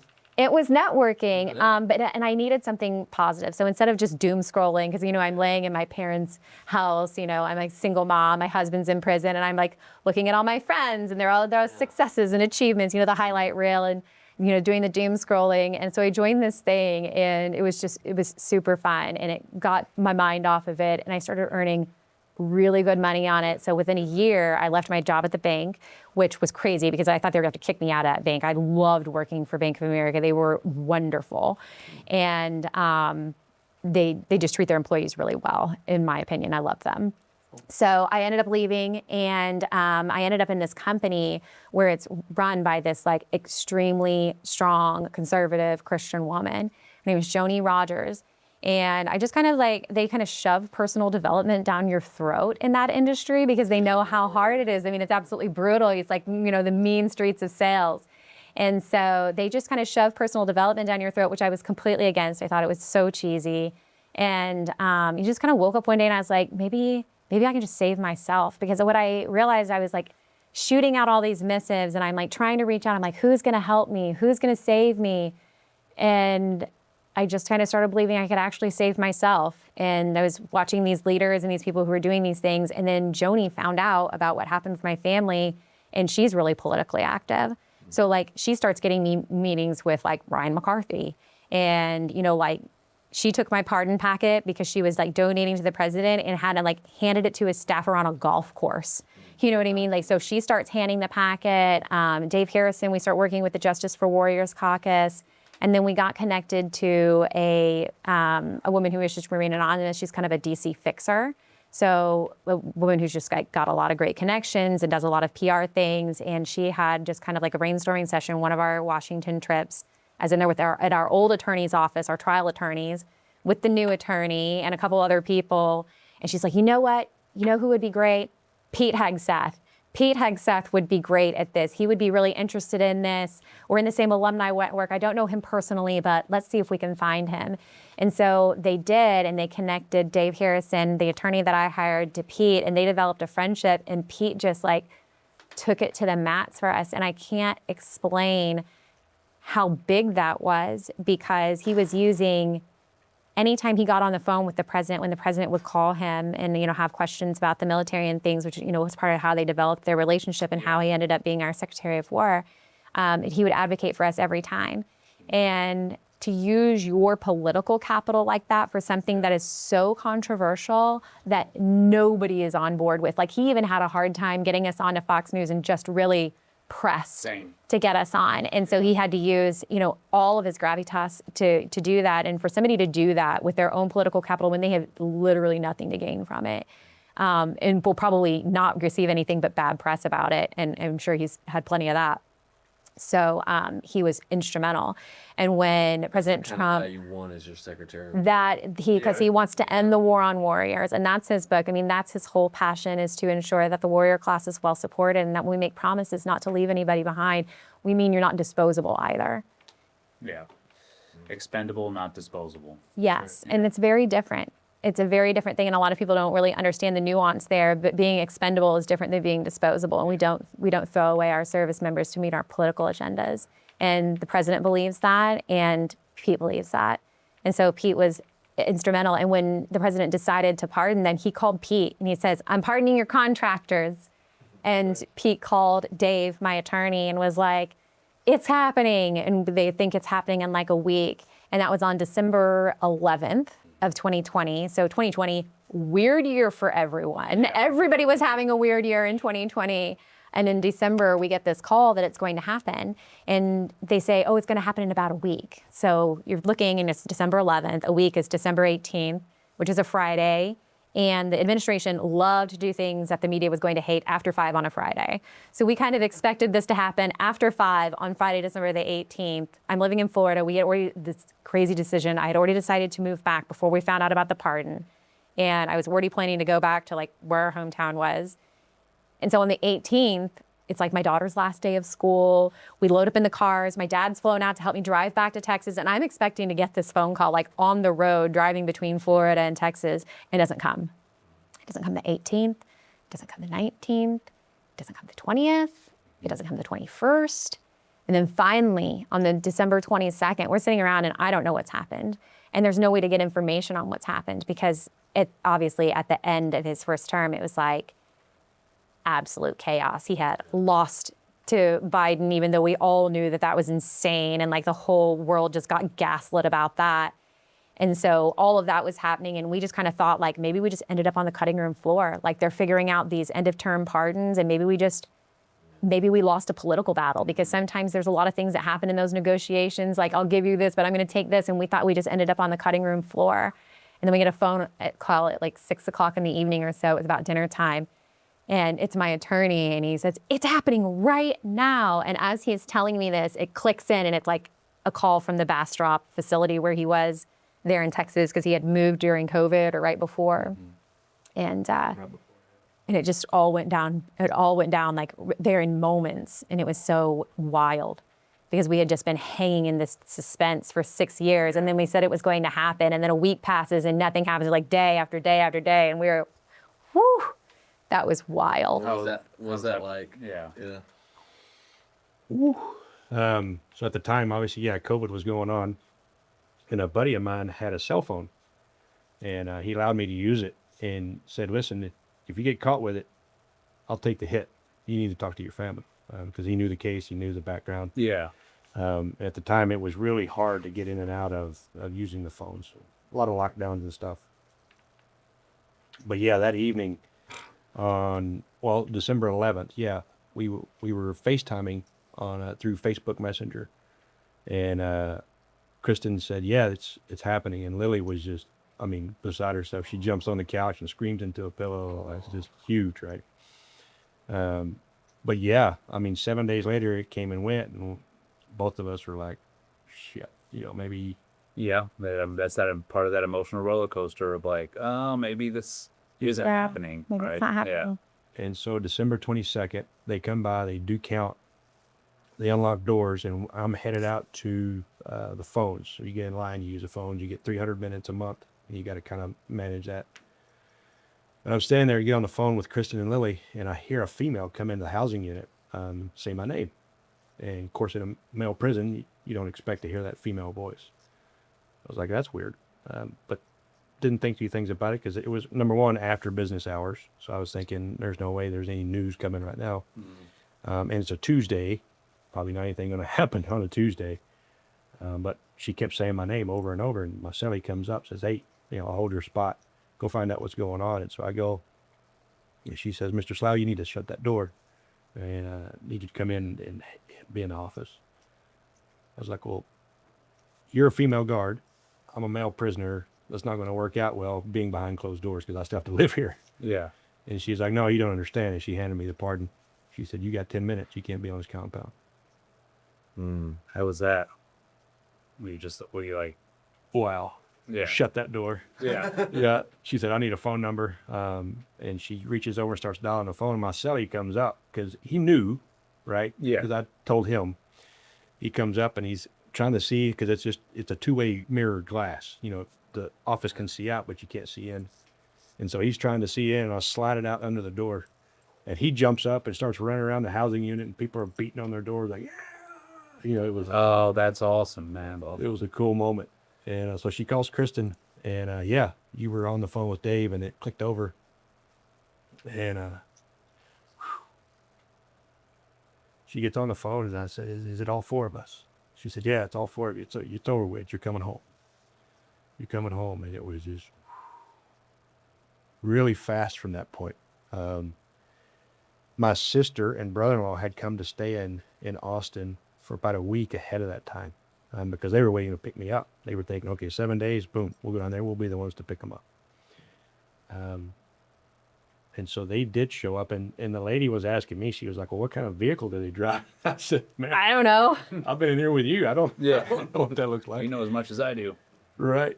Yeah. So I go and I grab my stuff, and I'm walking out, and my boss, he was my boss in the commissary. Sodi was his name, a great big guy. Sees me walking out with my stuff, and he says, Slough, what's going on? What are you doing? I said, it happened, Sodi. We're going home, man. It's over with. And he starts bawling, man. He picks me up. Man, I knew you guys were innocent. I knew you were going home. I knew that. Blah, blah, blah, blah. I said, Sodi, set me down. You don't understand all these inmates out here. You can't do this. And he was like, fuck these guys. You're going home, man. It's awesome. That's awesome. Yeah. So it was just, I don't know. It was a cool moment. That's a moment you'll remember for like ingrained in your life. Remember forever. I had a very similar one.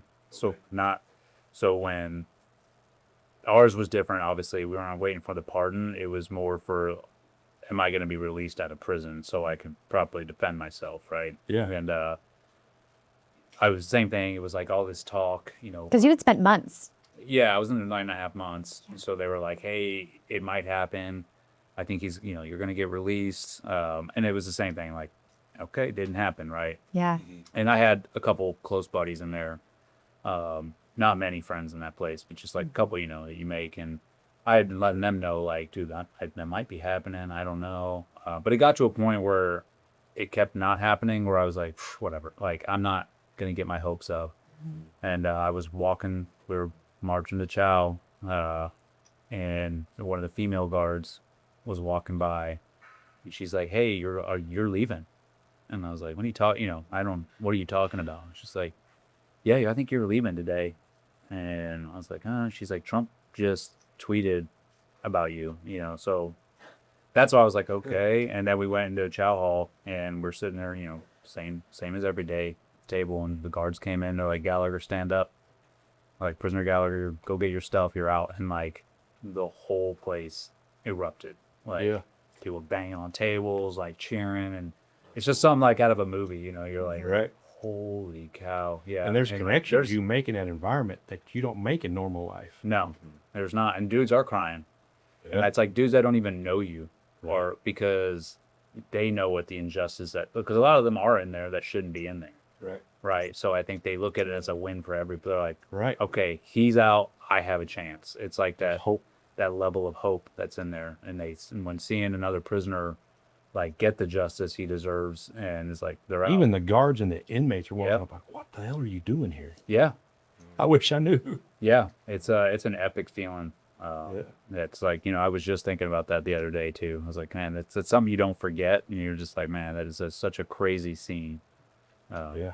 So you get released, and then it's just like back to normal life, right? Yeah, you go back to freedom. Yeah. What is that? Yep. What do you mean? Did you pick him up?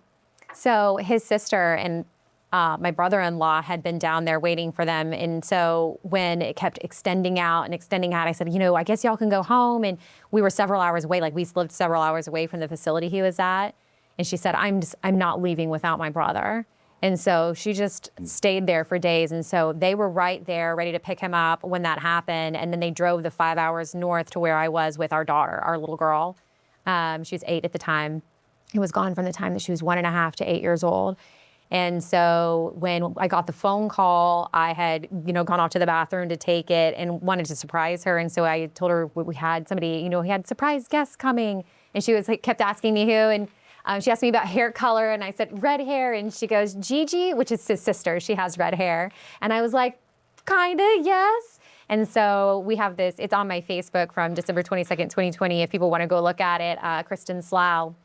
But it's our daughter answering the door with PJ on the other side. And she looks through the glass and she kind of pauses for a second because she just can't believe it's him. And then just monkey clings, the tiny little monkey where she just jumped on him.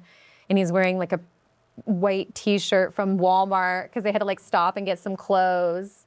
No. What was it? Or was that the prison issue white T-shirt? Yeah. Yeah, we weren't stopping. Yeah. I was like, I don't remember if y'all stopped or not. Something to eat. We actually did. Well, so I So I asked, what was your wanted a- request? I wanted a Coca-Cola, like a real Coca. Yeah.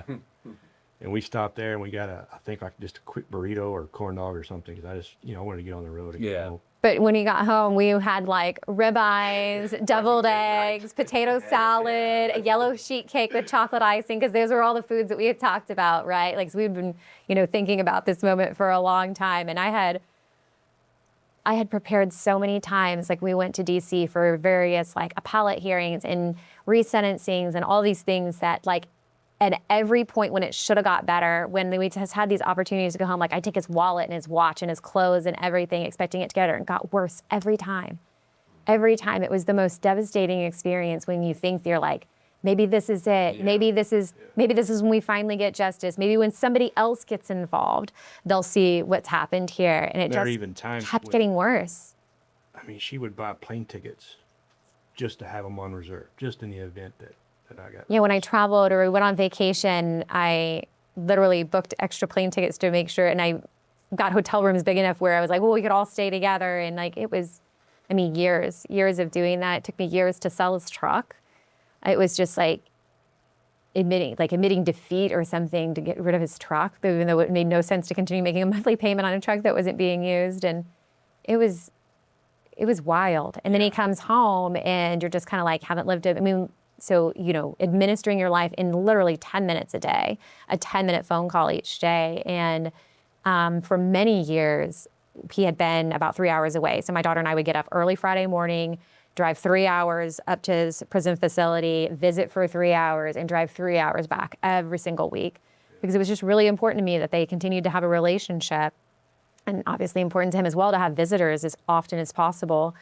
And so we did that forever. And then COVID came around and we couldn't visit. And we went months and months and months without visits because the BOP was insane and couldn't get it together. And then even when we did have a visit, there was paper sheeting, plastic sheeting that we were trying to talk through holes in plastic sheeting. It was insane. And so it had been really, really tough there at the end because we hadn't been seeing each other in person and everything. And then it just showed, and you're just kind of married again. It's the ultimate reintegration process. It's one thing when you're gone for deployment, 6 to 8 months. There's, what's happening. There's reintegration there regardless, right? 'Cause that's still a long time, and you get back, and after you've done it enough, you as a couple, the couple, or the wife or the spouse is I got to allow some time for this person to reintegrate, and that's only for a deployment. Now you're talking about a 6-year prison sentence, where you have had all your rights taken away, and you've had to live in this ecosystem, different ecosystem that nobody will ever know unless you've been in prison. And it's more survival mode, and how am I going to survive in this environment, and then almost also keep my sanity, knowing I have 30 years, right? So it's an everyday battle. And then so when you're released, it's and then you're okay, now you're out of that environment, now back to normal family. It just doesn't happen like that. That takes a lot of work. And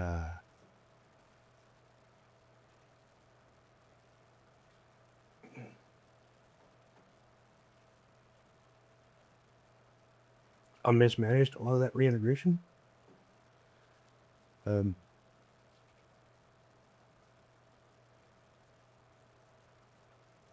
That Yeah. We're okay. that's the toughest part. Yeah. I have not been the best husband or best dad I could be in this season, and Krista, from the bottom of my heart, I genuinely apologize. You do. We've had this discussion, but yeah, it was tough. It was tough for the first 2 years. We really, It's good. It's good, brother. you've just got to like jump back into life and figure out where the cracks are, right? Because there's no Yeah. roadmap. There's no therapist that understands what you've been through. Nobody's coming to save you, right? And so we just kind of had to like jump back into life and figure out where the rough spots were. And there was a ton of them. I'd been raising our daughter by myself for 6.5 years, and we were raised in 2 totally different households in 2 totally different ways. And so normally when parents like who are raised in different ways have kids together, you kind of work all that out during the toddler years. Well, we've got an 8-year-old at the table who's like, I actually have opinions about how I'm being parented, and all of these things. You're like, oh, like that was intense. And so there was a lot of conflict, and then in addition, it was also the victory lap. So we were experiencing these really high highs and these really low lows, and it's all happening in the same day, It could be within the same hour. Yeah, That's what people have a hard time grasping. And I tried to break it down one time where it's a victory, right? You're like, holy shit, we finally got some justice.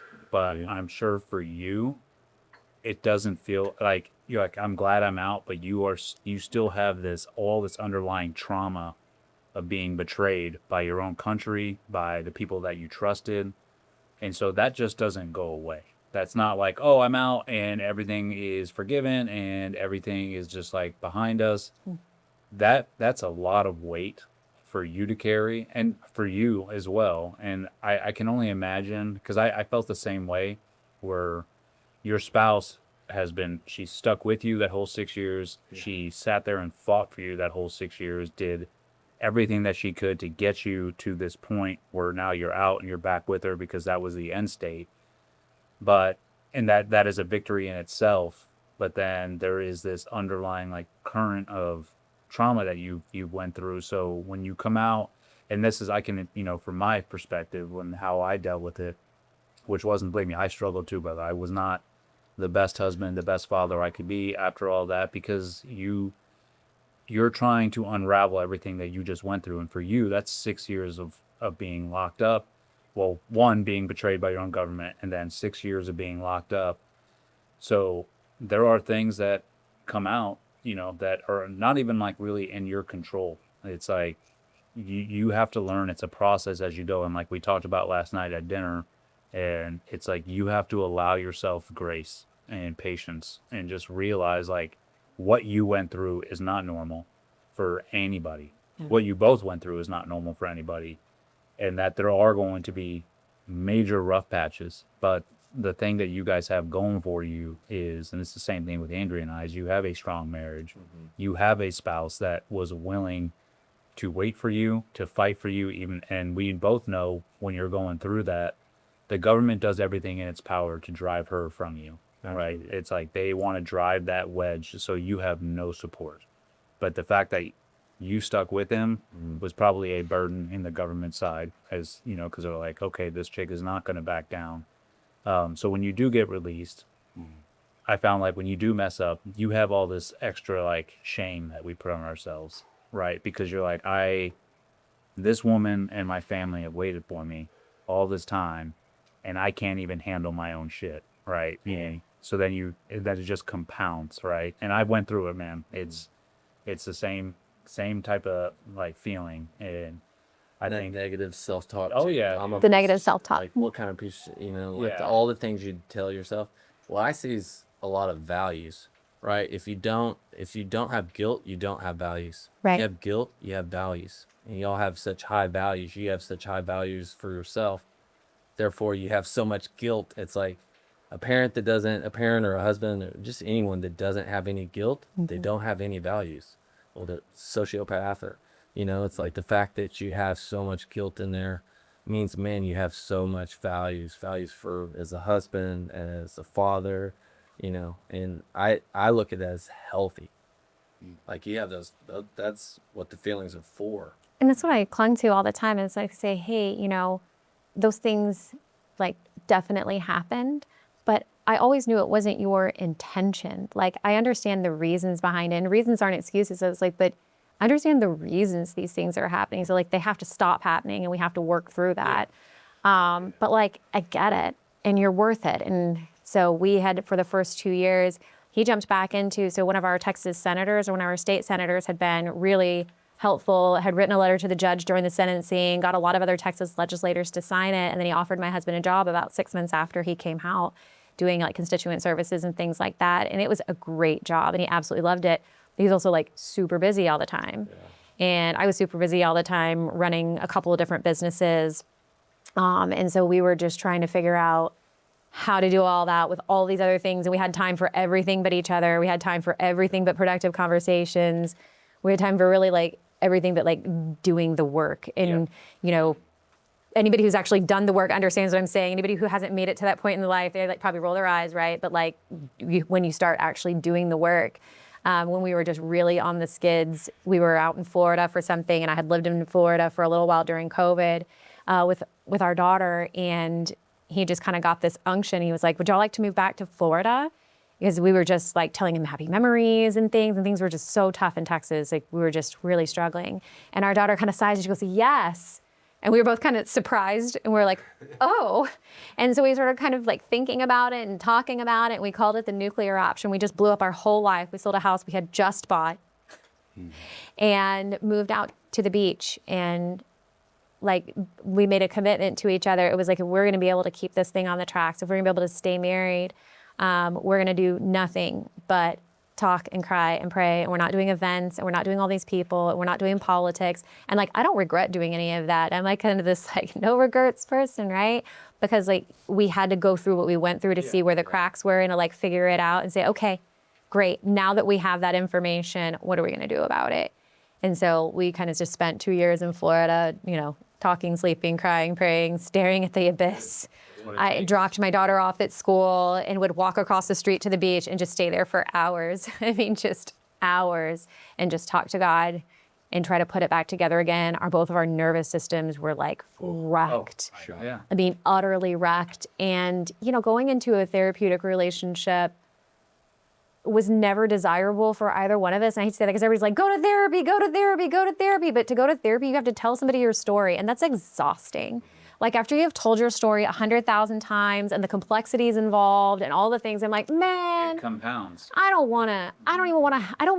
like, can I, give you like a PowerPoint presentation? Like, can you go read a book or watch the podcast or something? And then we can talk about it. Because we didn't want to.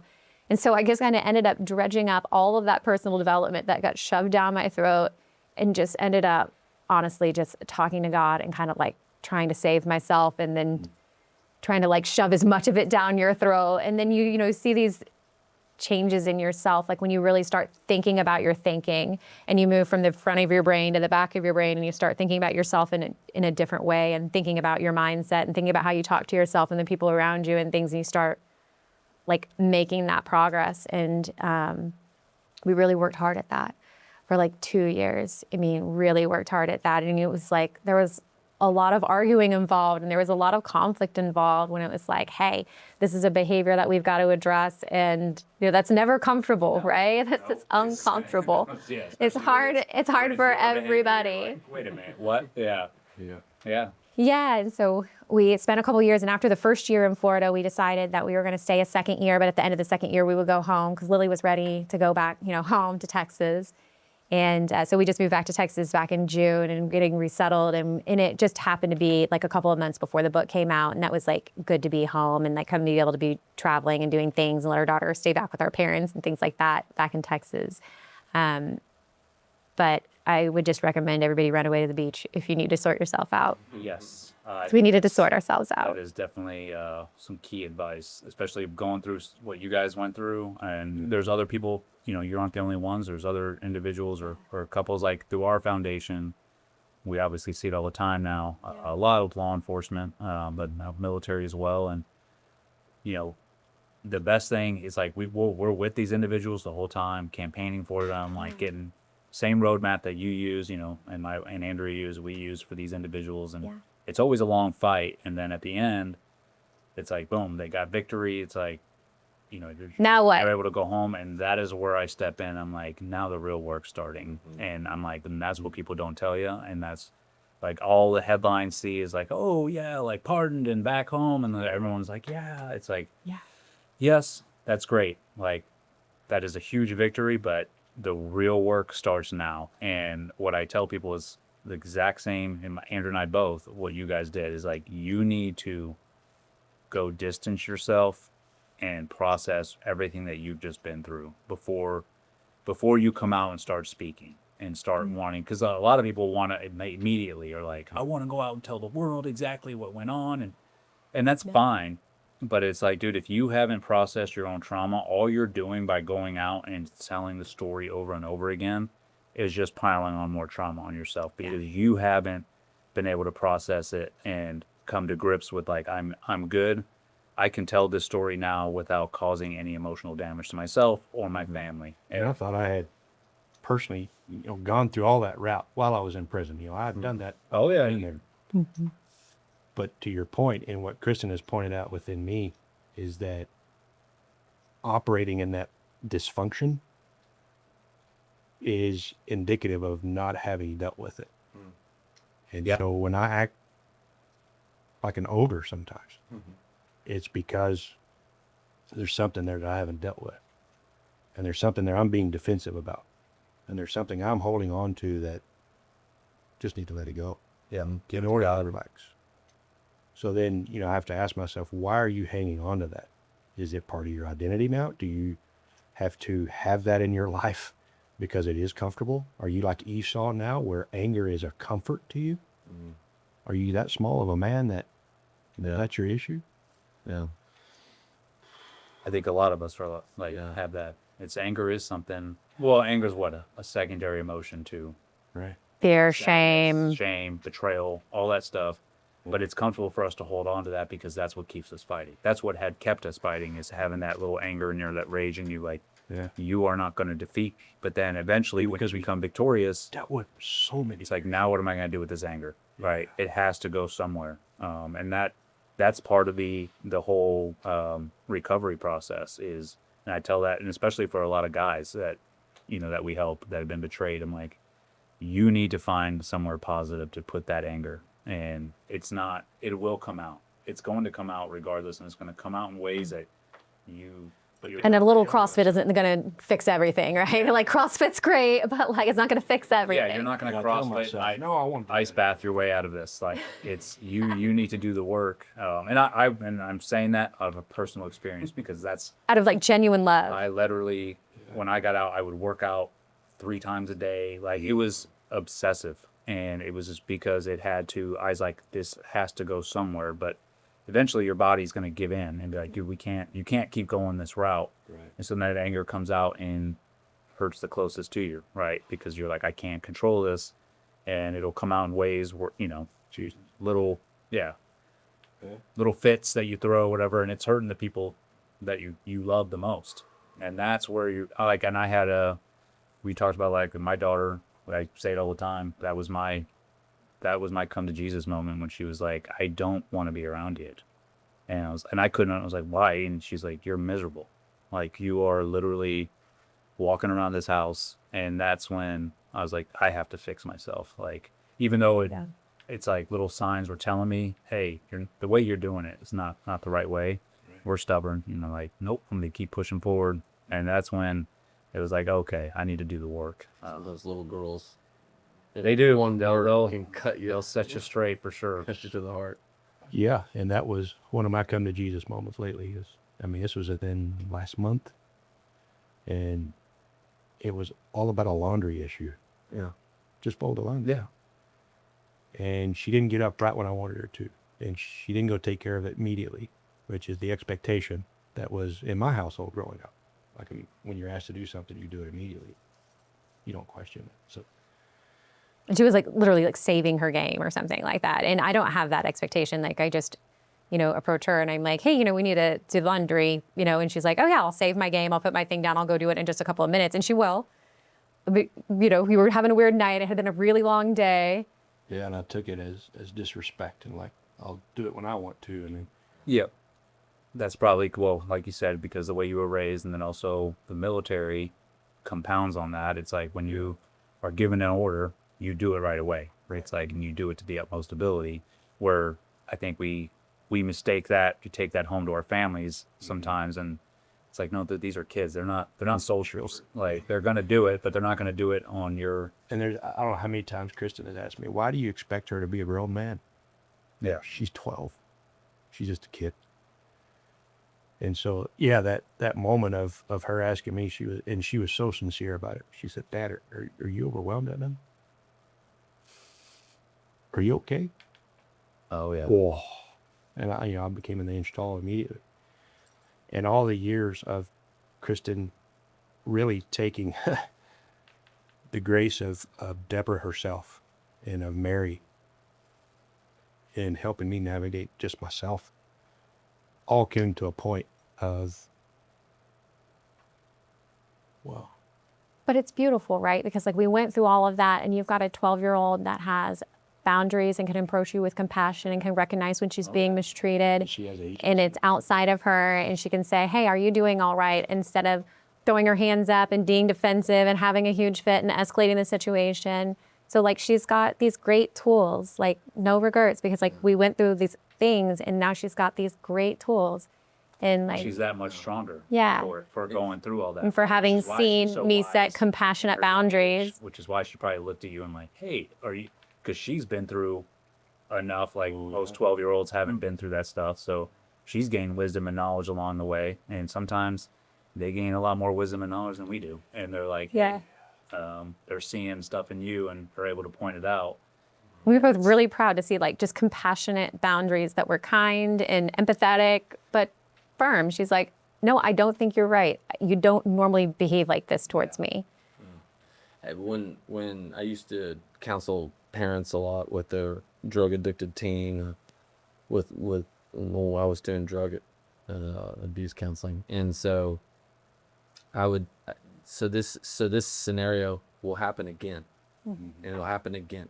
Some versions of it, right, where you're like, no, do the laundry, disrespect, like, Yeah. do it now. Like, I'm your dad. Like, you need to listen to us. We're your parent. Think of, you're gonna have to, since it's gonna happen continually. I would tell parents a lot, like, if this is gonna play out again and again in different ways, and you're gonna have to learn to, you're gonna respond to her different when she's 25 than when she's 12, and so you're gonna navigate that, and you're gonna do it completely wrong, and you're gonna mess up Yep. times. Yeah. But like, you got like the grace that you give yourself and allowing yourself to have the feelings too. I love that you have guilt. When dysfunction really comes is when parents are like, oh, I don't have anything. There's nothing going on with me. I don't, and they push down their own feelings and not grow.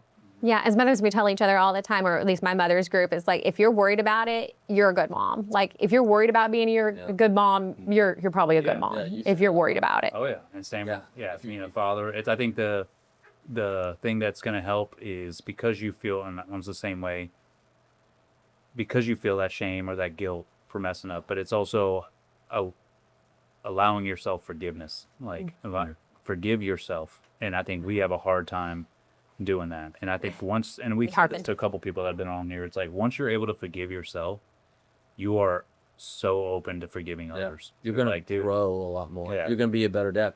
Think of think of your intent versus approach. Like, Yeah. separating those two. Your intent with your daughter is not to enslave her and make her like, just this robotic kid that does everything. No, your intent is to teach her, to grow her, to have the laundry be done, and that's part of her chores in the household. Like, your intent is good. Yeah. And so always going, okay, my intent is good. My approach, I'm always going to be working on better approach. I'm always going to be, especially as because your approach is going to change as years go by. Like, I think of when you can separate intent from approach, that's really been helpful to me and a lot of parents. It's just going, hey, we're just working on approach here. You got great intent. You're a great dad. Yeah. And sometimes that's even hard to hear for a lot of dads, is to go, hey, you're a great dad. It's like, no, I'm not. Like, you don't know all the, I've screwed up so much. And sometimes it's, okay, embrace it, man. Okay, I'm a good dad. Like, I love my daughter. I'm a good husband. I love my wife. My intent's good. Approach is something it's going to be a moving target. I'm going to continue to grow in that approach. Yeah. I think that's one of the things that's helped parents a lot, and also letting them have their like just being able to voice their feelings. Sometimes to their kids, sometimes not. Sometimes just to your wife or to your friends, but not stuffing their feelings. And if I was you, like, I think of coming out of all that, how do you feel like you're growing towards I'd be resentful. Like, and I would not want to be resentful. And I try to think myself out of being resentful, but I would still be resentful at the end of the day of everything that was done. It was unjust. It was wrong. Yeah. It stole 6 years of your life in this time with your daughter and your wife, and you were doing your job. So, like, how have you been navigating that? Do you feel like you're growing towards, like, releasing it, or? Yeah, it's been a bit of a slow process. Yeah. That's okay. I don't think it's slow. I don't think it so takes either. A lot of time. I I think- think it's and that's part of having the patience with yourself, isn't? Because I think a lot of us are like, okay, I know something's wrong with me. I'm going to work on it, and it should be fixed by this time. And we talk about that, the thinking your way out of it, because he'll just sit there and stew, and I can tell he's just like in his brain, and I'm like, you're not going to think your way out of this one. You didn't get out and just said, oh, I'm just going to release this resentment. I'm fine. Then the next day you're great. So, yes and no. Okay. Honestly, I'd come out with this idea of radical forgiveness. Yeah. Because I'd read it in scripture and I'd seen my Lord do that. And I was like, I'm going to do that. That's what I'm going to do. And while it worked well in prison. It helped me to navigate just my day-to-day of not only legal stuff I was trying to help on our team, which was minimal, because ours was not a legal case. It was a political case. Yeah. So where I could help other people inside on their legal cases, 2 of which got rehearings in their appellate arguments, which was great. That continuous, I think it was more of a stuffing down versus an actual dealing with the injustice, because it's almost like when you're in that environment, you are constrained all the way around. Emotions, mindset, your physical regimen, everything is preordained in time, because you have to get counted. You have, there's certain things that you have to do, and your circadian rhythm really just adapts to all that. Mm-hmm. And the one time that I was the most scared in prison was when I started getting comfortable. Mm. And I was like, oh shit, we maybe are stuck here for 30 years. Nick may not leave this place, because that was the judge's intent. Mm-hmm. Right. And I think once I came back into freedom, it was like opening all those old wounds again, because I really hadn't dealt with them at a granular level. I had covered it with this 30,000 foot view of this radical forgiveness from an almighty God. And while, yes, that can be true, mm-hmm. the granular level also has to be dealt with, because you live with it. Yeah. Sure. And you own that. It's not something you just set down. And I don't know another way to really explain that other than it's with you. Yeah. I felt the same way. I felt it was more easy for me to forgive while I was locked up, because I think the most peace I had was when I was locked up in my cell, because I had nothing else. Like, you're not in control of anything anymore, right? You have to sort of let that go, and then you are in control of your environment, like what you have going on a day-to-day basis, right? But Sure.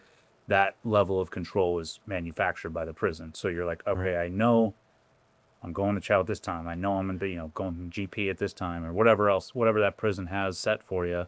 And there's little things you can implement during that to keep you, level, like, when you work out or like reading my Bible every day. Like I was closer to God in prison than I'd ever had been. Same here. I had more of a sense of state of peace. And then I was also like, every night I'd ask God, help me forgive these individuals that are doing this to me. So I want to forgive them. Like, but that's saying those things and praying about it every night. I thought like by doing that, I was like, okay, I'm building this foundation of forgiveness. I'm going to be good.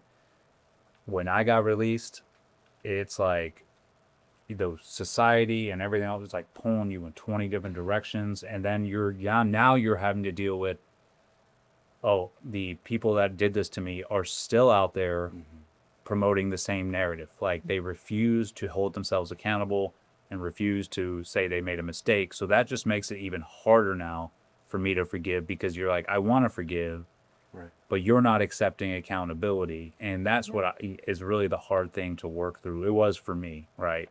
And I still say to this day, I got asked on an interview a couple weeks ago, like, well, how you forgave, right? Like, have you forgiven? And I never answer that like, yeah. Oh, yeah. I'm like, that's a super difficult question. And I was like, I want to say I've forgiven, but I don't, inside me, I'm like, I guess forgive, but I don't forget.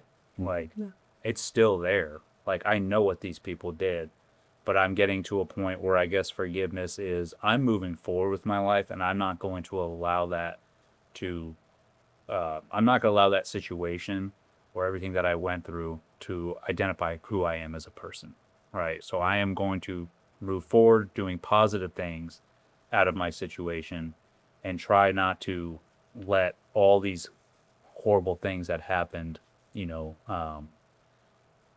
be the person that I don't want to be, right? Because those things can control you. Sure. And I'm 6 years out and I'm still like having to deal with that stuff. So I guess what I'm trying to get to is like, I don't think those things just don't go away, right? It's an everyday practice of, I have to get up every morning and ask God, like, give me the strength to persevere through the day, to not get in my own head, to not have these negative thoughts, take all this vengeance from me, take all of these feelings that I have naturally should have.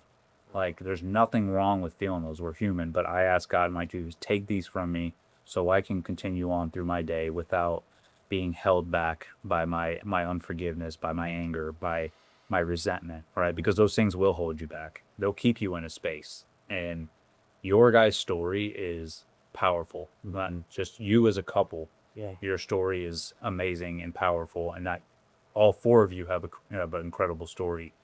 And that story is only going to like positively affect other people the second that you are able to move forward without anger, without resentment. Because I think a lot of people, like, we help out in our situation is, they immediately want to get out and then they're like, I want to go on a podcast and I want to start talking about these things. And I tell them, I'm like, you have to be very careful, because if you go on with this emotion that you naturally should have right now, and you start spewing things like in a manner that come across as like, oh, this person's angry and they want, payback, people are going to tune out. Or that, or they're going to automatically like judge, like, oh, this dude's just pissed off, right? And the second though you can sit there and tell your story as matter of fact, with facts, and without letting all these emotions come in, even though they're there, and you can talk about the emotions, like, this is what we were feeling. Your story has so much more of an impact on people that are listening, especially with people that are going through the same thing.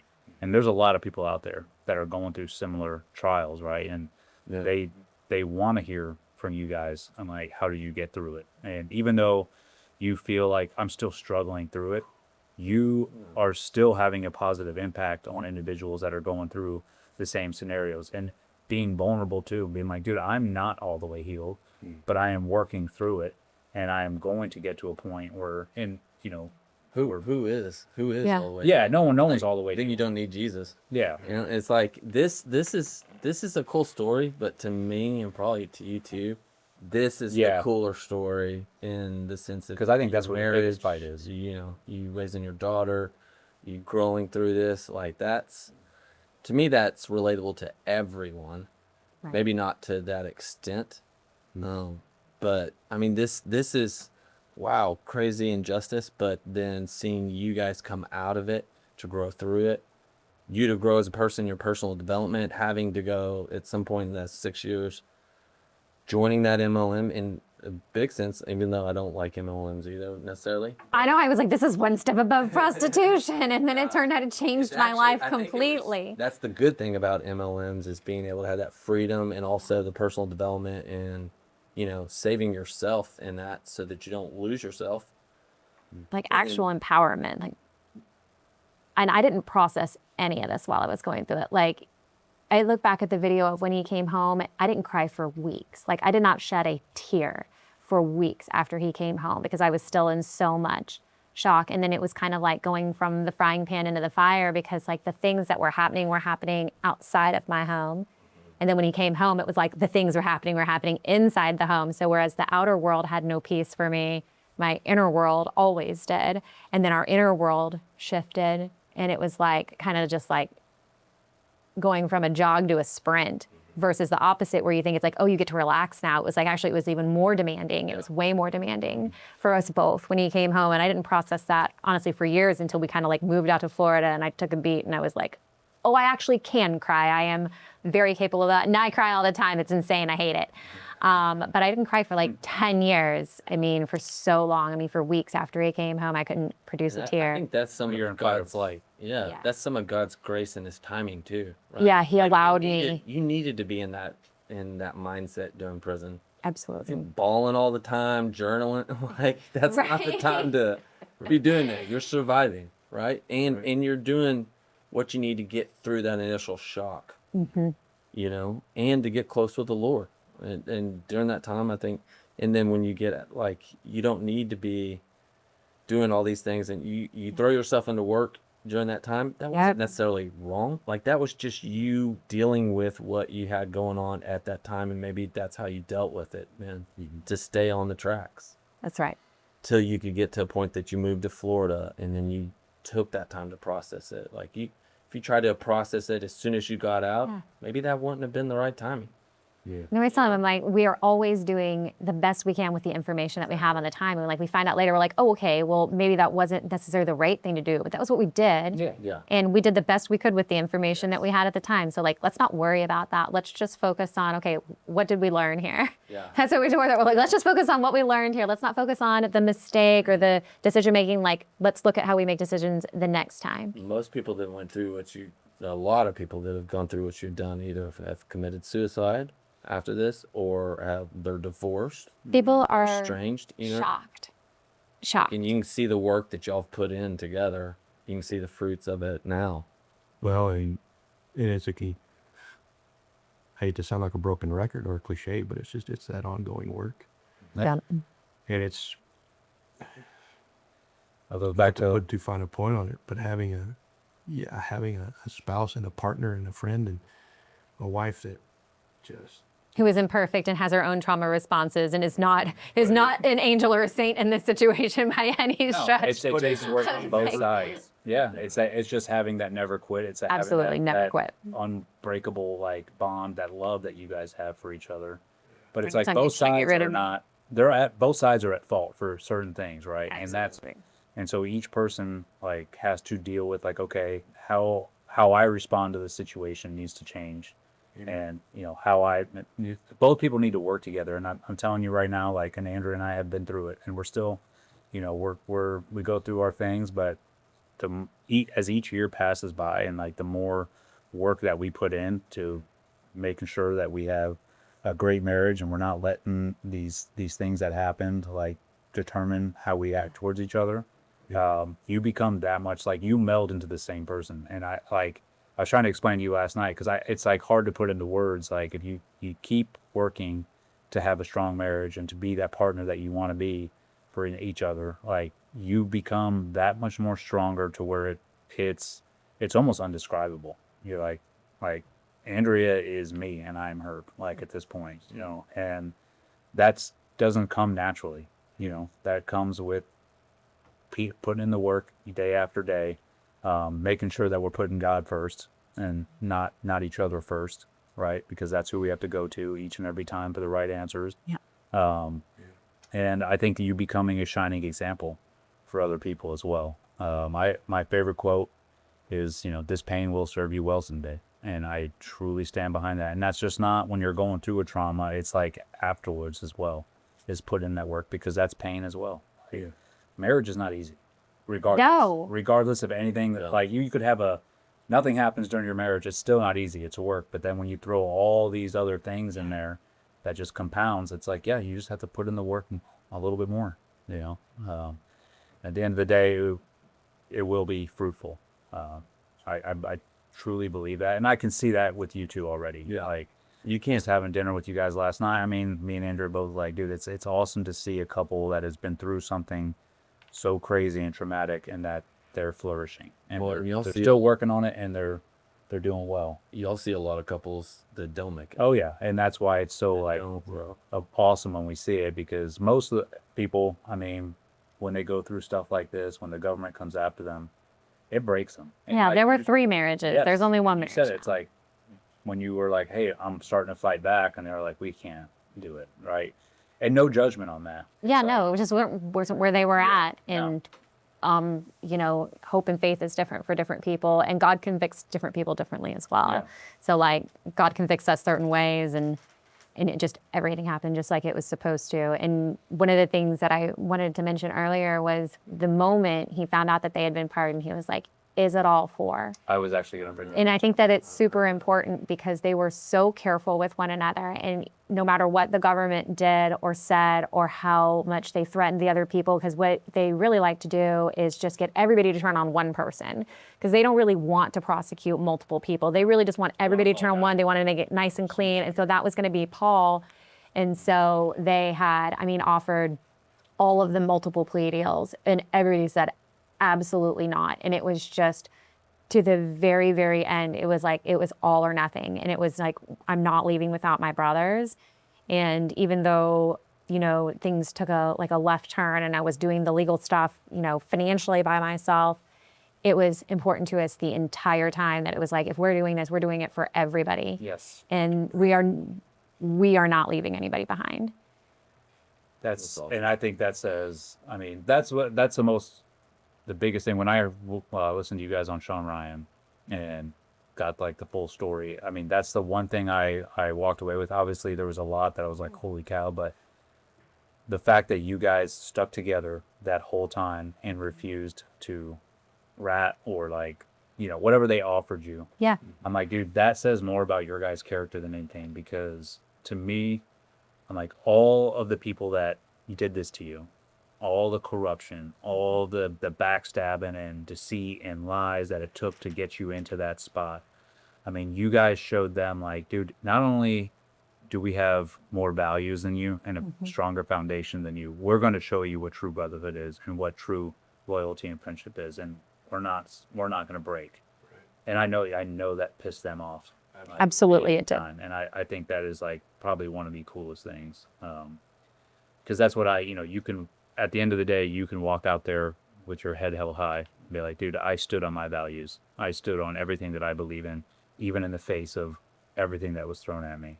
We went back for our resentencing, and the original prosecutor, Kenneth Cole, was sitting in the front row on the prosecution side. And he was tossed off the case and actually sent to like an Eastern Bloc country somewhere to create their constitution or something. Yeah. But then he got brought back under the Obama administration and given the role that he was working under during our first prosecution. But he made it a point to be sitting in the front row during our resentencing. And he's got just this, like a gargoyle look on his face, just, furious. I was sitting there, I'm just smiling at him. And you could tell the guy was just blatantly uncomfortable. Mm-hmm. That here was this guy that you gave a 30-year sentence to, just smiling at you. Yep. From inside the courtroom. And it was just like a poignant moment of their minds being blown. Like, who the fuck are these people? Mm-hmm. We have leveraged all of these resources, all of this time, the United States versus these 4 men.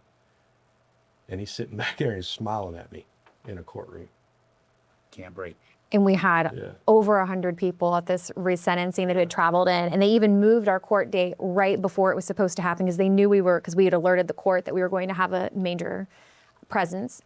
And they moved the court date right before it was supposed to happen to try to deter us, and everybody just changed their plans and showed up from all over the country, and we had, over 100 people, overflow, all of this going on, and they just could not shake us. I mean, Evan was living in Colombia before the trial, like the country, and he had a business there and a wife there, and he flew back because he was like, yeah, I'm completely innocent. I'm just going to go and take care of this, and then I'll come back to my life in Colombia. And that's one of the things that, still hangs out there. Like, he can't get his visa approved because of this expungement that needs to happen, like clear all your records out. Like, we're debarred from working with the federal government. Like, we have a job opportunity we can't pursue until we get somebody in the U.S. Department of the Army to revoke this debarment thing that happened. And there's just repercussions for this pardon, right? Yeah. This mercy for your innocence. That pardon of innocence, like General Flynn calls it, like being pardoned for something you did not do is insane. Yeah. And there's no accountability. And we're not here because we want, retribution, or even that we need to be justified or validated, or we need everybody to know the real story or anything like that. We always talk about, the reason we want to talk about it is because we want to offer people hope. We want to offer people hope that you may be David facing your Goliath, and Goliath might be the federal government, and you can still just be a random white chick from the suburbs and win. Yep. You can still win. And it doesn't have to be big, and it doesn't have to be flashy, and you don't have to shake your fist on the internet. You can just put your head down and be your own hero. And we want people to not feel so overwhelmed by the situations that are happening in our government right now, because it's hard not to look at the internet and your Instagram feed and your Twitter and feel like, wow, this is burning down and there's absolutely nothing I can do about it. And I'm wrong. There are many things you can do about it, and very few of them are shaking your fist on the internet. That's right. Those are facts. Yeah. Facts.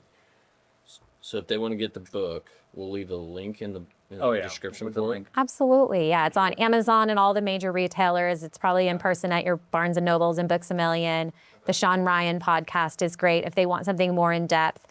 Raven 2-3, Presumption of Guilt, is the original one, and it's multiple episodes. And it has, and depending on the platform, some links to some different things in there that are really, really interesting. Yeah. Below as well, so people can go and really delve into all the details of the story as well. I know Sean did a phenomenal job, and then yes, the Raven. So you said the Raven series. Yep, Raven 2-3, Presumption of Guilt is a good long podcast series that was done by the journalist who did this, who did the book. And then the book is, it's a great read. I was worried about kind of because we needed to read it and edit it and everything, and I don't actually go back and watch podcasts. I don't. We didn't do the speaking and all that stuff to begin with because it was just kind of re-traumatizing, and it made Paul really blue. And so we did a couple little things at the beginning, and we're like, nah, we're good on that. We don't want to do that. Mm-hmm. So we've dealt with ourselves, and now it's time to have a conversation about it because we needed to deal with ourselves, but we want to offer people hope. And it's a great book. So I sat down and read it expecting to just kind of hate it, be re-traumatized by it. And when I messaged Gina, I was like, this is a really good book. It's a great read. And it's one that, it has a happy ending, and all of our stories that come out of our government have a happy ending. So I'm sure it's a mix of. It's as your heart breaks. Angry, frustrated, but then has a happy ending, which is that's phenomenal. We have a gift for you. It'll solve all your problems. Yes. Time your kill. Fix every emotional issue that you've ever had. Yeah, it's Firecracker Farms. You can explain it probably better. Yeah, so we were talking about that last night. Yeah, Firecracker Farms. It's one of the sponsors of the podcast. Alex is a awesome American and patriot, and he's what is this device? So that is a salt pusher. So that is actually my favorite flavor, the Pineapple Express. It's got a little bit of heat, but it's got some good sweet flavor to it as well. You put that on whatever. Okay. That's awesome. Guarantee everybody we've given it to has been loves it. Yeah, impressed, and they love it. So awesome. Well, thank you. Yeah, we want to thank you guys for coming out. Thank you for sharing the story. Thank you for being vulnerable. Thank you for being completely transparent about everything, because I think that is the only way that you are able to help others. You know, putting on a front and being like, "Nothing bothers me." That's not going to help anybody. No, and I'll just be lying. Yeah, exactly. Which we got enough of that going on the internet. We don't. Plenty of Yeah. No, appreciate it. And yeah, I'm excited for this to get out. Yeah, I am too. Thank you guys so much. Thank y'all for having us. Yep. All right. Out. Out. Hey, what's up, guys? So, as you know, when I'm not podcasting, I'm doing a lot of instructing shooting courses, whether it's from basic to advanced. And the one product I'd love to see people bring to the range is a suppressor for obvious reasons, because when you shoot, you want to shoot like a gentleman. And over the course of my career and also while instructing, I have got to shoot a multitude of different suppressors, and there's only one that I really love that I stick with, and that is elevated silence. I've been shooting that now for over a couple years. There is very little to no blowback. It's definitely one of the quietest suppressors out there, and believe me, I put it to the test. They are made to last. So whether you're a seasoned shooter or new to the game, Elevated Silence has a suppressor to match your needs. Their commitment to quality ensures that each product enhances your shooting sessions, making them more enjoyable and memorable. If you are looking to pick up a suppressor, go to elevatedsilence.com. Thank you and God bless.